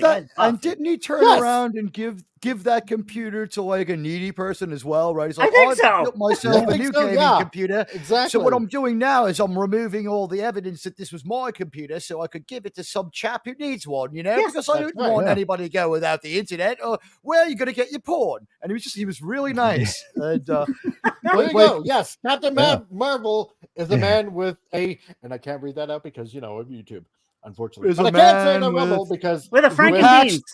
With appendages. Yes. He packs the gear to certain. Captain Marvel is such a weird thing because Captain Marvel and Shazam are the same origin. We did this last week, right? I shouldn't. Yes, we did. That one again. Yeah. Right? Yeah. We know the deal. This was a bankruptcy. Shazam. Yes. What happens is the third-party comic book company goes under. And there's a fire sale. They didn't lose lawsuits. They were being sued for all sorts of stuff, and they were going to lose. They collapsed under the weight of the lawsuits, the financial burdens, and not making enough money. So before there was a judgment, they're broke. So what happened was whoever got there the firstest with the mostest got the most. So DC bought the concept. They got that, but Marvel was able to buy the name, possibly from DC. Possibly from DC. So the thing is, the reason why these movies keep coming out at the same time and these comics keep getting released at the same time, that fire sale happened when it happened, and every 7 to 9 years you've got to use the title or it goes into public domain. Yeah. So that's why they're alone in his trash. That the superhero movie genre is over. Prolific Batman and Punisher writer Chuck Dixon, awesome writer, shared his Facebook back in June. The superhero cycle had a good run, but it's over. And as you know, Chuck Dixon went over to the Rippaverse to write over there because he's just had it with Marvel and DC. So, I hope things are going well with him over there. Yeah, because he's releasing his own title there. He elaborated while speaking to Bounding Into Comics, every movie cycle ends. Westerns gave way to spies who gave way to horror and so on and so on. He's the right. Superhero genre had an extraordinarily long run. That I disagree with because Westerns go from the beginning of motion pictures into about 1970. They had a 65-year run, bro. Yeah, they did. Well, yeah. Well, I mean, I'm guessing he's probably meaning maybe in the modern era. I would say. I would guess in the modern era they had Well, what's the run? 89 till now? Because because it's 98 is when we get mostly every movie. More than half are superhero. Yeah, because it was kind of spotty in the early 80s. So we'll call it 25-year run. We could say Blade as well. Blade where it started, I think, really started getting good. Blade was one of the first good. Blade was when it got noticed. Yes, it was at the point there was a day in 1998 where I walked into the multiplex, which is a movie theater with many theaters, right? A lot of people have been to them. I walked into the multiplex, and it was when Halle Berry's Catwoman was out. But as I looked around, the thing is, the movies weren't very good. But the thing is, as I looked around me, there was like there was a Catwoman movie, right? There was another movie from the Batman franchise. There was the first Spider-Man movie, and there was a Frank Miller movie, and then there was like 2 other movies. And I'm like, wow, more than half the movies at this multiplex are from comic books, and that has been the case every trip to the movies ever since. So we have beaten this to death, and part of it is that, like, if you have a great cop story and you want to get it made, make it a comic book first. So you can say, I got a comic book. And then it'll be, well, what's it about? It's greenlit, but what's it about? And I would also say this, the mystery and the comedy will never go away. Those are fine. If you can write a proper whodunit. Or horror. I think horror is stated. Horror changes a little bit, but I would just really quickly on a topic of whodunit. The whodunit and the mystery of the detective story, the detective story is so successful that Law and Order SVU is on for 30 years. 30 years. Yeah. And that's one TV show. And we've got detective stuff going all the way back. That's why there's a needless mystery and everyone's a space cop in Star Trek, Star Wars, and the MCU. Have you noticed that there's the presence of a mystery box in every story? They want to make every show into a cop show. And if you look hard enough, you'll find cop show DNA in every bad robot, every secret hideout, everything from those creators. You can find the mystery show, the detective, and the difference is that it's not well constructed. You have to solve your mystery before you introduce it. But with lazy modern writers, the idea is the presence of the mystery is more than enough, and they won't pay it off. Luke's lightsaber from sequel trilogy, we never found out where it came from. A good story for another day. So they proved it doesn't matter. So what I'm going to say with Blade, okay, because Blade was like 1998, I believe it was. I'm not. Yeah. It is, and it isn't a comic book movie. Okay, now just follow me for a second, okay? Because when Blade came out in 1998, okay, it was a great movie. Like, don't get me wrong, okay, it was a fantastic movie, right? I'm gonna say first and foremost, it was a vampire movie, okay, because vampires were big then, right? It was mostly, I would say, a vampire movie. Okay, now on top of that, Wesley Snipes, before Twilight still. Well, yes. But Wesley Snipes, on top of that, I mean, he was the big name at the time, right? Wesley Snipes was like in almost everything, right? He was the name back in the day. Yeah. So I'm going to say, imagine if he was to stop paying his taxes and go to jail. Unimaginable.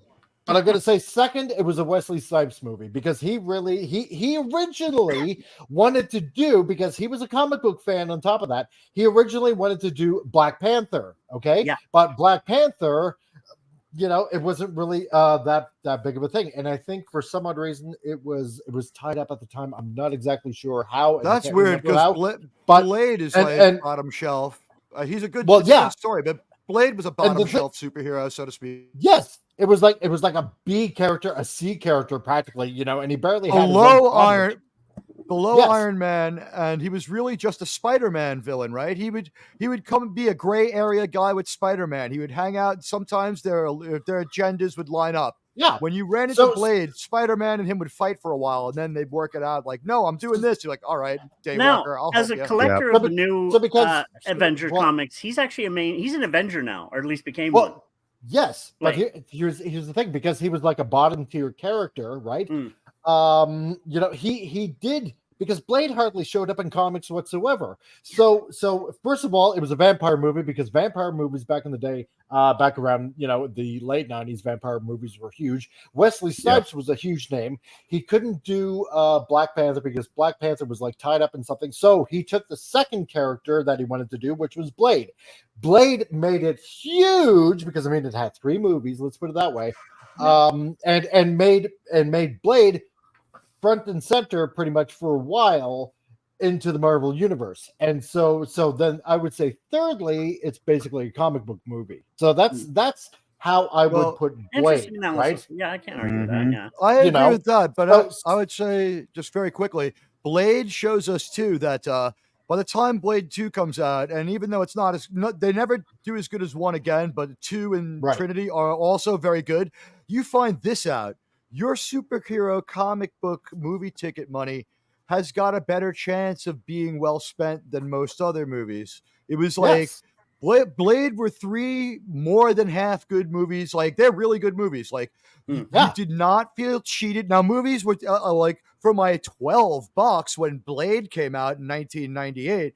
But the point was, like, it wasn't like an automatic loser. Like, after Batman Returns, the Batman movies, like maybe you had an inspired performance by an actor trying to be Clark Kent or trying to be someone else, but you didn't have trying to be Bruce Wayne, but we really didn't have the good Batman movies anymore. They were like definitely bottom shelf, and they level Batman down. And I wonder if that leveling down of Batman isn't why people like Blade and Iron Man, who weren't as iconic, but possibly were more interesting, get introduced, right? Blade gets his movie just because someone else had made their proof of ownership Black Panther movie first or something, right? That's really all it is. So Chuck Dixon, he goes on to say, but a number of factors have contributed to the drop in interest of comic book-based content: oversaturation, inconsistent quality, and Hollywood's restricted access to the Chinese market. And that's been a big one for Hollywood right there. Right? China of all places. China gives them only 10%. So they don't need the movie to make it in China. They need the movie to be huge in China. And that's why some of those MCU films are just the best movie the Chinese Communist Party would allow. Oh, yes. Exactly. I'm being very honest here. Shang-Chi was true. just it happened to a filmmaker I like too. Roland Emmerich had to take money from China for his last 2 movies. And Moonfall, it doesn't hurt that one because it's Moonfall. But his Midway movie, it had to have the Doolittle raid jammed into it, and it bloats the runtime. And even though it's kind of cool, it doesn't help the movie, just so we can have some of the movie take place in China. And they might have done it successfully in The Martian because some of that movie is friendly to China, but that was about a different world. And at this point, The Martian is almost from a different time. Pretty much. So Chuck Dixon, he puts the blame firmly on DC and Marvel and their parent companies. Both Disney and Warner's are to blame as well. Marvel fans had to put up with a steady assault of woke content, an overbearing amount of comedy, included in material, a general decline in the quality of effects, and most damaging, a deliberate departure from the source material at every opportunity. DC screwed the push by constantly rebooting their franchise with new auteurs and casts. In addition, they diluted their brand with multiple different and conflicting continuities spread across TV and features. He asserted, which Batman is real? Who is the authorized Superman? And it's true, right? Pointing to the most recent Flash films, Dixon said, and they damaged themselves with this latest Flash flick by leading into all the multiverse nonsense in order to cram as many cameos into this failed project as possible. It's true. DC Studio CEO James Gunn also appears to share in some of Millar's opinion about superhero movies. Speaking with former Lex Luthor author Michael Rosenbaum, Gunn was asked, do you think there are too many superhero shows and movies? And because I remember when I did Smallville, there were none. Gunn answered, yes, I do. I think there's too many. So when asked what he should do about that, Gunn responded, but I don't think it's much less a problem of too many. And yes, we're not going to overextend ourselves at DC. We're going to be very careful with the product that we put out and making sure everything is as good as it can possibly be. I think. Can I just say that sounds that sounds as insane as him saying, I only do cocaine up my right nostril and heroin up my left nostril, so there's no way I have a drug problem. Well, because I got to balance things out, right? Yeah, I think that's what's happened is people have gotten really lazy with their superhero stories, and that they have gotten to the place where, oh, it's a superhero, let's make a movie about it. And they make, oh, let's make a sequel because it's the first one did pretty well. And they aren't thinking about why is this story special? What makes this story stand apart from other stories? What is the story at the heart of it all? Why is this character important? What makes this story different? And that's it. Fills the need for the people to go to the theaters or to go see it on TV. Yeah. Yeah. Okay. Yeah. That's weirder. And what we were talking about earlier, of how it's oversaturated. Yes. It's the same thing, but I'm going to go back to one point. Like I said, Todd McFarlane's New Spawn is supposed to be a horror film. I think it'll give a different direction of comic book films if he ever releases it, that is, because it's Jamie Foxx and he's still sick, yada, yada, yada. But, and I hope he gets better. He's brilliant actor. But I think he's going to change things up with that film. I think he will. Your most bankable genre is horror, because horror films traditionally cost the least. Yeah. True. I got 3 horror films I want to do, but yeah. Gap After Dark says, I think they should stop making superhero movies for at least 3 years to 5 years. Give it a break. That's an idea. Yeah, sometimes I don't know if that's enough time. Let the dust settle. Yeah, maybe. You know what? Here's the thing. Make us a good one tomorrow, and everyone will be happy. Like, we're getting to the point now where, like, James Gunn, I don't know if he's the most well-spoken guy. It looks like he's getting eaten alive in this supposedly friendly interview. We might have gotten to the point now where if you're a comic book studio, if you're a studio putting out comic book movies, you might have to self-own and apologize for the fact you exist before you go any further. Like, that might be a massive self-own here. Like, are there too many comic book movies? Yes. Like, you can't say that. Like, that's honestly terrible. Are there too many comic book movies? You have to know how to deftly. This is what you say back. I mean, maybe my job is public relations, but this is what you say back. The problem is not one of quantity, but quality. It's that there are not enough good comic book shows. Yeah.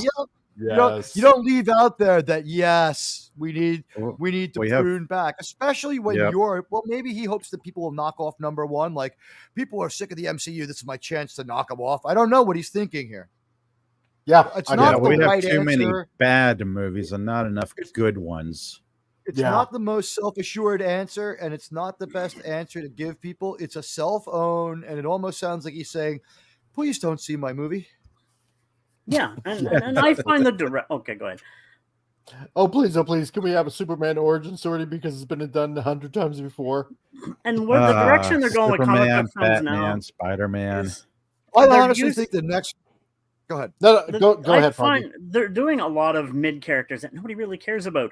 But now that Marvel has the rights from Universal, they're planning on doing a new Hulk movie. They want to separate Banner and Hulk. I'd say do Planet Hulk, Worldbreaker Hulk. I mean, if anybody's read that comic, it's an amazing story, and tell that story. They kind of told it during one of the Thor films where he's on the planet, and stuff. He ends up finding a wife, having a child, Scar, and then but then the wife dies, blah blah, and he goes nuts, and he almost takes out all the Avengers. They got to send him off. He almost destroys an entire planet, and it's a brilliant story to be told. And Bruce or whatchamacallit said he wants to Mark Ruffalo would like to do that. So I don't know. But I could see that again on the small screen, because tell it over time. Yeah. Isn't the problem here that they own their own satire so that their industry cannot be self-corrected, right? Yeah, that's true. Westerns self-corrected, and they went away almost for a few years after successful satire with Blazing Saddles, right? Mm-hmm. Horror movies. There were just too many horror movies, and they went away and they self-corrected because there was successful satire. Sci-fi, Spaceballs. After Spaceballs, there's an awareness of how not to go to. Now, with superhero movies, they own their own satire. We get Deadpool. Yeah. So exactly. Deadpool, if he was in the hands of a true satirist, would be absolutely brilliant. And because he's now in the MCU, that's why this movie is absolutely doomed. absolutely. The Nope. Deadpool 3. Ryan Reynolds is going to be able to retire. He'll come to terms with the fact that it's terrible, but it is doomed. I'm telling you now, don't waste your money. But because they own their own satire, there is no satire to make them aware. That, I believe, is the problem. Mm-hmm. They have gotten the white blood cells out of the body of creativity. Yep. I see what you're saying Yeah, in there. but I'm still going to have faith in Ryan on this one. I'm going to have faith in him. Yeah, The I good think movie can still happen, but the self-correction method is gone. What used to counterbalance us was we got slapped in the face with Spaceballs, and we realized that maybe things did get a little goofy there with the with the Ewoks. You know what I mean? And it was at the right time. And then what's like very shortly after Spaceballs, the sci-fi movies we get are RoboCop. RoboCop is the furthest thing from Star Wars. We get Alien 2, aliens plural. The furthest thing from the other stuff from Star Wars, you know. And Star Wars takes a good long break and comes back, and what they do is they react to Spaceballs as well by rolling into it and getting more sort of otherworldly with the robes and the gowns and the and the Galactic Republic. I'd say the end of the Galactic Republic is the way it should be. And I'll end my rant with this. Has there ever been, in retrospect now, knowing what we know, a more failed and pointless military operation making Vietnam look like a win than Order 66? They didn't get anyone but the people we saw die on screen. Not even the younglings were dealt with.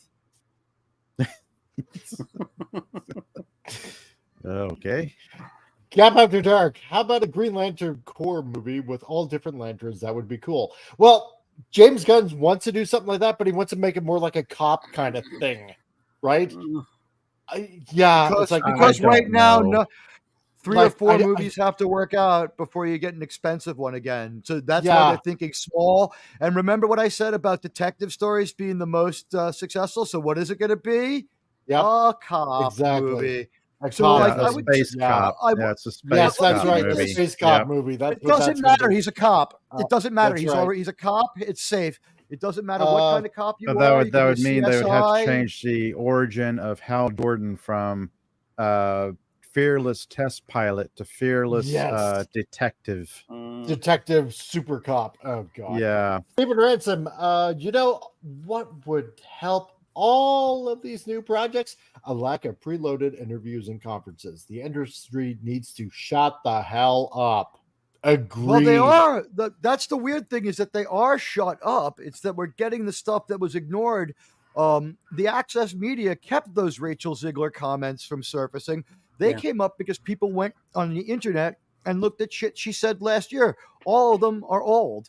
So I appreciate where that's coming from, but at the same time, like, it seems as though without a script, which is to say their agents, you know, when they're walking around as themselves, without a script, they're horrible. And we've seen it in say rock and roll, like the drummer sings like one song, and so they give him a record contract, and he goes on without the band. We find out he can't write songs because he plays the drums, which are he can write beats, and he can write a poem, but he needs, he doesn't play the guitar. And that's exactly, it's like only one piece of the skill set is represented. It's incomplete, and it looks poorly. But, be safe and do a cop movie, and because it has to be small. And if a couple more of these fail and the small ones fail, it's going to look like throwing bad money after good. So he has to make this a good cop movie. You may be looking at a realignment of this. They may have to just admit that, all right, everybody's doing mystery box. We may as well make the guy in the mystery box an actual detective. Exactly. No, they actually kind of did that with Jessica Jones to an extent. And it worked, to a certain degree, I can see that. That's right. Everything technically, Netflix Jessica did with those worked. And I liked it. Technically, point for point, Jessica Jones and She-Hulk match up, but one works and one was a joke. Yeah. So Gunn also says, and I think that people have gotten lazy, he reiterated, and there's a lot of biff, pow, bam stuff happening in movies. Like I'm watching third acts of a superhero film where I really don't feel like there's rhyme or reason to what's happening. I don't care about the characters. He continued, and they've gotten too generic. There's this sort of middle of the road type of genre tone that so many superheroes are opposed to having the very different genres. I like very serious superhero movies. I like very comedic superhero movies. I like ones that are really just a murder mystery, but it's with superheroes. Gunn added, I'd like to see different types of stories as opposed to seeing the same story told over and over again. I don't know how many times.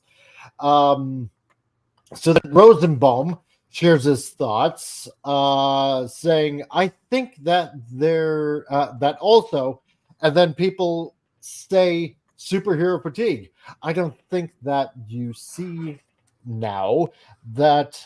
It's not a real thing. People are fatigued with repetition. And I don't think it's really just superhero movies. I think you're seeing it happening now. It's spectacle films in general.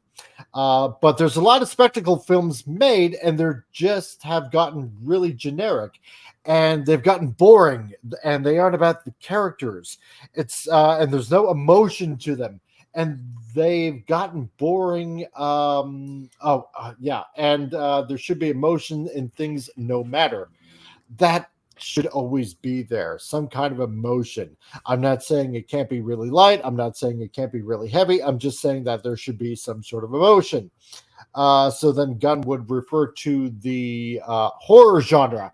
In a horror movie, if you like that main character, then you are much more scared when they're about to get killed. The stakes matter. Well, yes, to a certain degree, I do agree with him on that.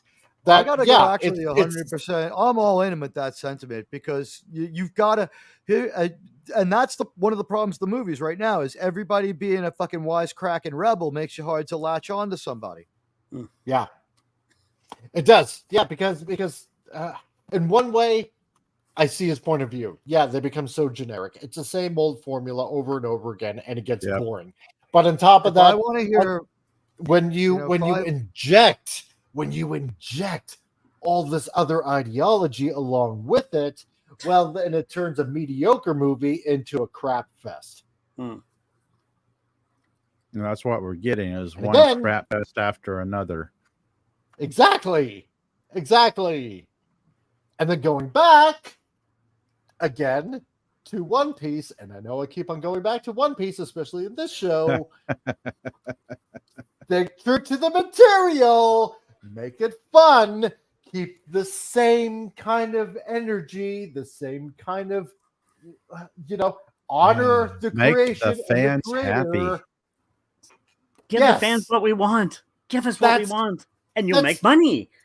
This is all we're saying as fans. Give us the hell what we want. Yeah. Easy formula. Make the same boring shit over again. Stop putting the ideology. Take the characters, rip them out of the pages if you have to. Put it on celluloid the way it's supposed to be. Put it this way. Let me break this down quickly. I'm going into a restaurant, steak restaurant. Can I have a well-done steak? Okay, they come to your table. Here's your salad. I wanted the steak. No, but salad's just as good. Come on, here, have it. But I wanted steak. No, you're going to have the salad. It's good for you. Yeah. Yes, exactly. Give us what we want. Give us what we asked for, please. It's a simple formula. How stupid are these people that... Exactly. Like for me, I'd like to go home after a long day's work, sit down in front of the TV, have dinner, and then tune in to watch the next episode of Spider-Man, the TV show, following the comic books. Like there's Spider-Man number 161. We get that storyline, and what I'm just pulling numbers out of the air. Just it's like the next day, it's like, oh, the Batman TV show. Next day after that, oh, it's a Superman TV show. Yeah, it's. I think there's a better fit on the small screen to get these stories brought to us as fans. I loved Smallville. Smallville was amazing. It was good. Yeah. Gap after dark. Well, nobody after Brie Larson. Ew. Oh, you guys over at Rumble, what do you guys think? Chime in. I'm interested because apparently there are 6 people watching on Rumble. So what do you guys over at Rumble think? I want to hear from you guys as well. So don't be shy, just get in there. And Carla Burton, you gotta go. Thanks for jumping on by, Carla. I really appreciate it. yeah, it's a simple thing. It's just a simple thing. It's not superhero fatigue whatsoever. It's not. It's not string it's theory. It's no, Bad it's writing not. fatigue. It's bad writing fatigue and bad High- production fatigue and bad directing fatigue. Bad Yes. choices. One Yes. bad decision after another. Yeah. Enough Yes. already.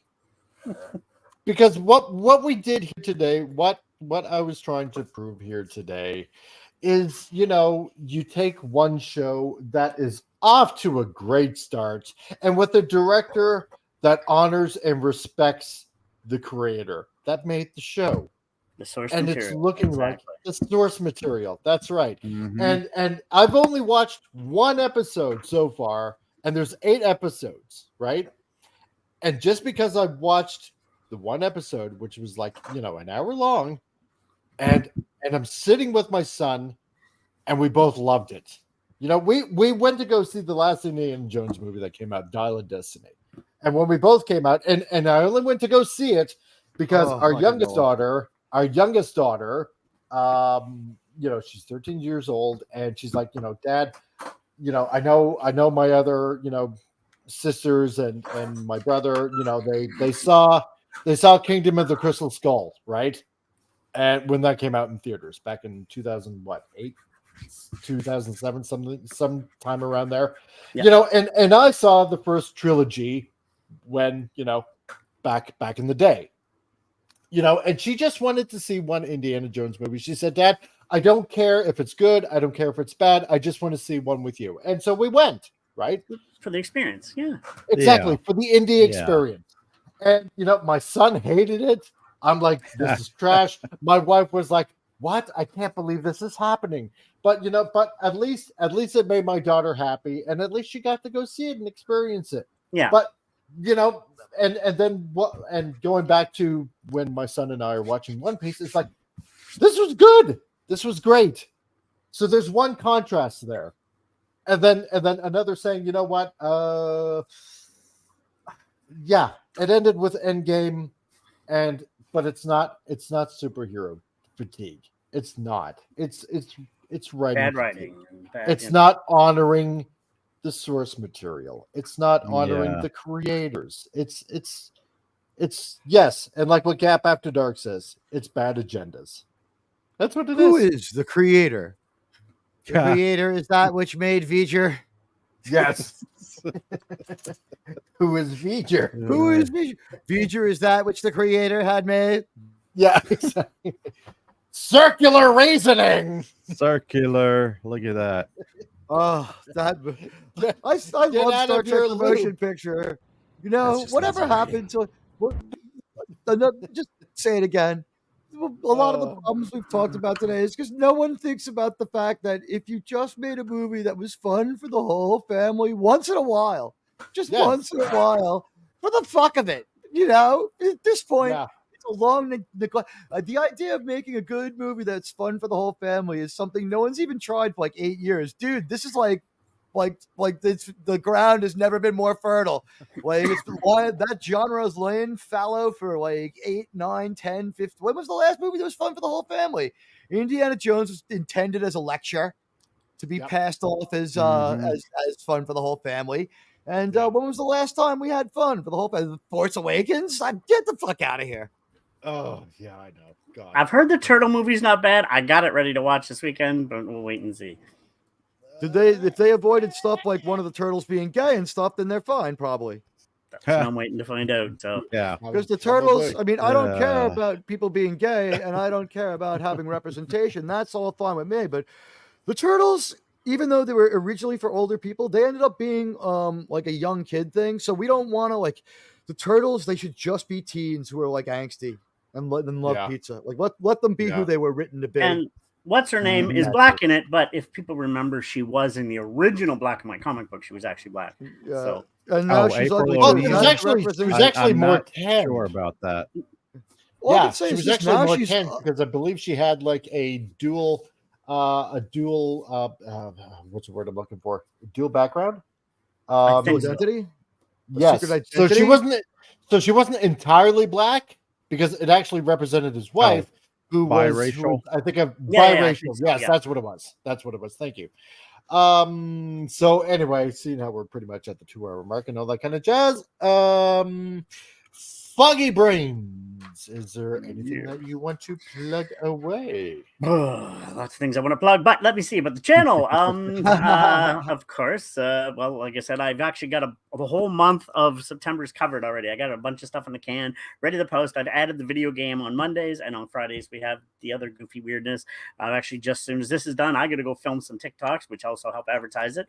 And because this month, believe it or not, I got some jobs on the side doing some other commercials and some other movie sets, hopefully on in the near future. So fingers crossed there. So that's about that for that. Excellent. Excellent. Nice. I hope that goes well. So, big ass, my friend. Admiral Teague, go ahead and plug away, my dear sir. My name is Admiral Teague, and you may remember me from such shows as The Misadventures of the Cowardly Bald Space Robot and Strange New Lows, where I have tracked the progress of New Trek, and I am unironically, the leader of the largest single New Trek viewing community on YouTube that I know of that is not corporately sponsored. I believe that I am unironically the largest single reviewer of New Trek. And that's taken a terrible toll on my life, my family, and has absolutely ruined my entire summer. But it has been absolutely hilarious. And as you watch me slowly break down and turn into a shell of a man, I've also come up with such ideas as the 1923 watch party every Thursday, which was kind of inspired by challenges from some of the other guys who are on Manorama, which is a great show that you can sometimes see me or Mike on. And, I was challenged to try to see if I could entertain without just like going back to the well. So the first thing I did was, before any of this happened, I took an oath not to deal with Ahsoka at all. There'll be larger Disney conversations, and I'm going to be talking the Roman of the Empire on Monday. We're going to kind of like, it's not really a debate. We're just going to talk about where Star Wars and Star Trek are at, because we both kind of have large enough communities, and both of us do still actually deal in like the new stuff, because most Star Trek people, like, I still do all of the Star Trek. I have contempt for the new Star Trek. I'm willing to see if any of it works out, but I don't know if Star Wars I don't think my idea works on Star Wars. Saving Oh man! Oh God! Oh man! I got it. Shut up, right with the Academy was. Saving Star Trek is next. The link is in the chat. Some of the panelists may be there. Thank you all for listening. And please hit the like and follow buttons for the amazing Comic Relief Crusader. Not a problem. Wow. Dude, not a problem. Because you do it so well. Pardon my French, but you're an asshole. There's so much going on this weekend. Everyone's off but me. What can I tell you? That I just had to use Thursday's 1923, and Fridays, like after this show. Yeah. Yes. Pop Culture Republic.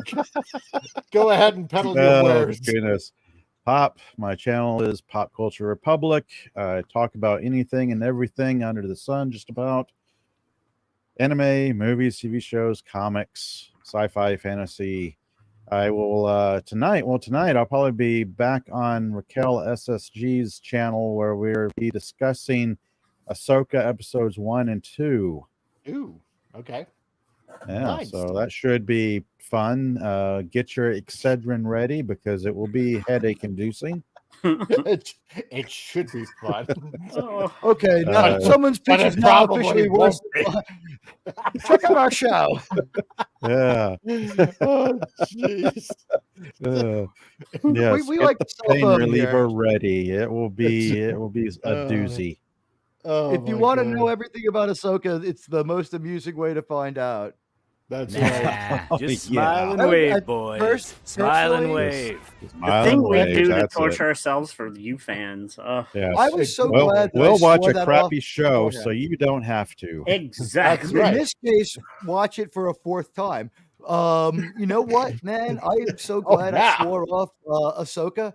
I feel like people have already voted with their feet and don't like Disney. Yeah. I feel like it's really hard to strum up because I views mean for Star that Wars. stock is now down to $81 now. And What? stockholders Listen, when I are have- yes, And stockholders are blowing up like crazy. Oh my god, it's so much Anyone fun. want to buy Disney? Come on, let's find a backer. I'm waiting for them to have their fire sale so they can sell off chunks like Marvel or Lucasfilm. I'll be there with like the dirty old man from RoboCop going, I'd buy that for $1. I'd buy that for $1. Yes. Yes, if it goes down that low, okay, I'm just going to say it right now. I would rather buy. Oh, God. If I had a choice between Marvel or Star Wars, what would I pick? I know, right? Because I would want them both. If I had to choose. That's $2. God. That's $2. That's easy. Everybody can scrape together enough pocket change or dig in your couch for some loose change. Yeah. Boom. There's Marvel. There's Lucasfilm. Yeah. Done. Here's and the done. okay. And you know this is what we'll do. This is okay.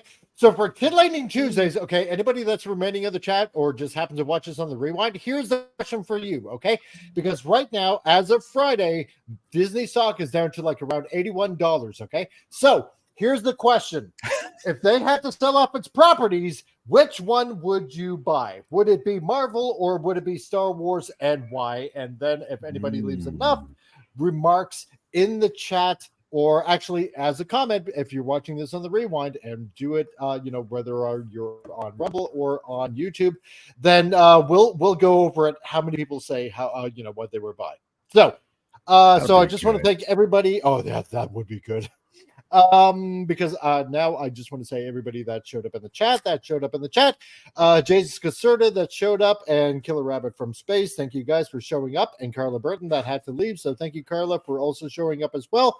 And on top of that, we had Stephen Ransom that showed up, and Lenrod as well. Thanks, dude. And I don't know if you're still here, but you probably had to get to work unless you have today off, which I'm not sure if you do, because it might be a long weekend for some people, because Monday is Labor Day, where we celebrate by taking work off. Go figure.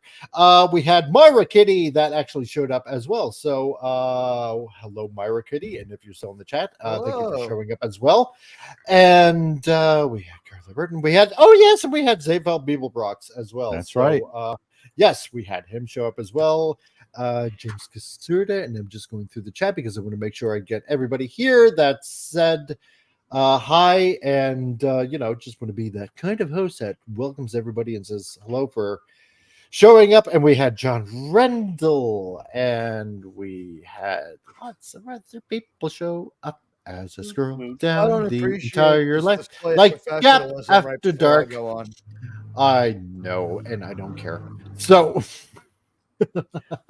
yes, Gap After Dark. And who do we have? We also had, yes, a couple of people that showed up in the Rumble chat, whose names I cannot pronounce quite as well. So Zayaha, and they almost sound like African names, so excuse me for butchering that. And yes, John Rendell also going on about corn as well. Oh, and the Lost Wanderer as well.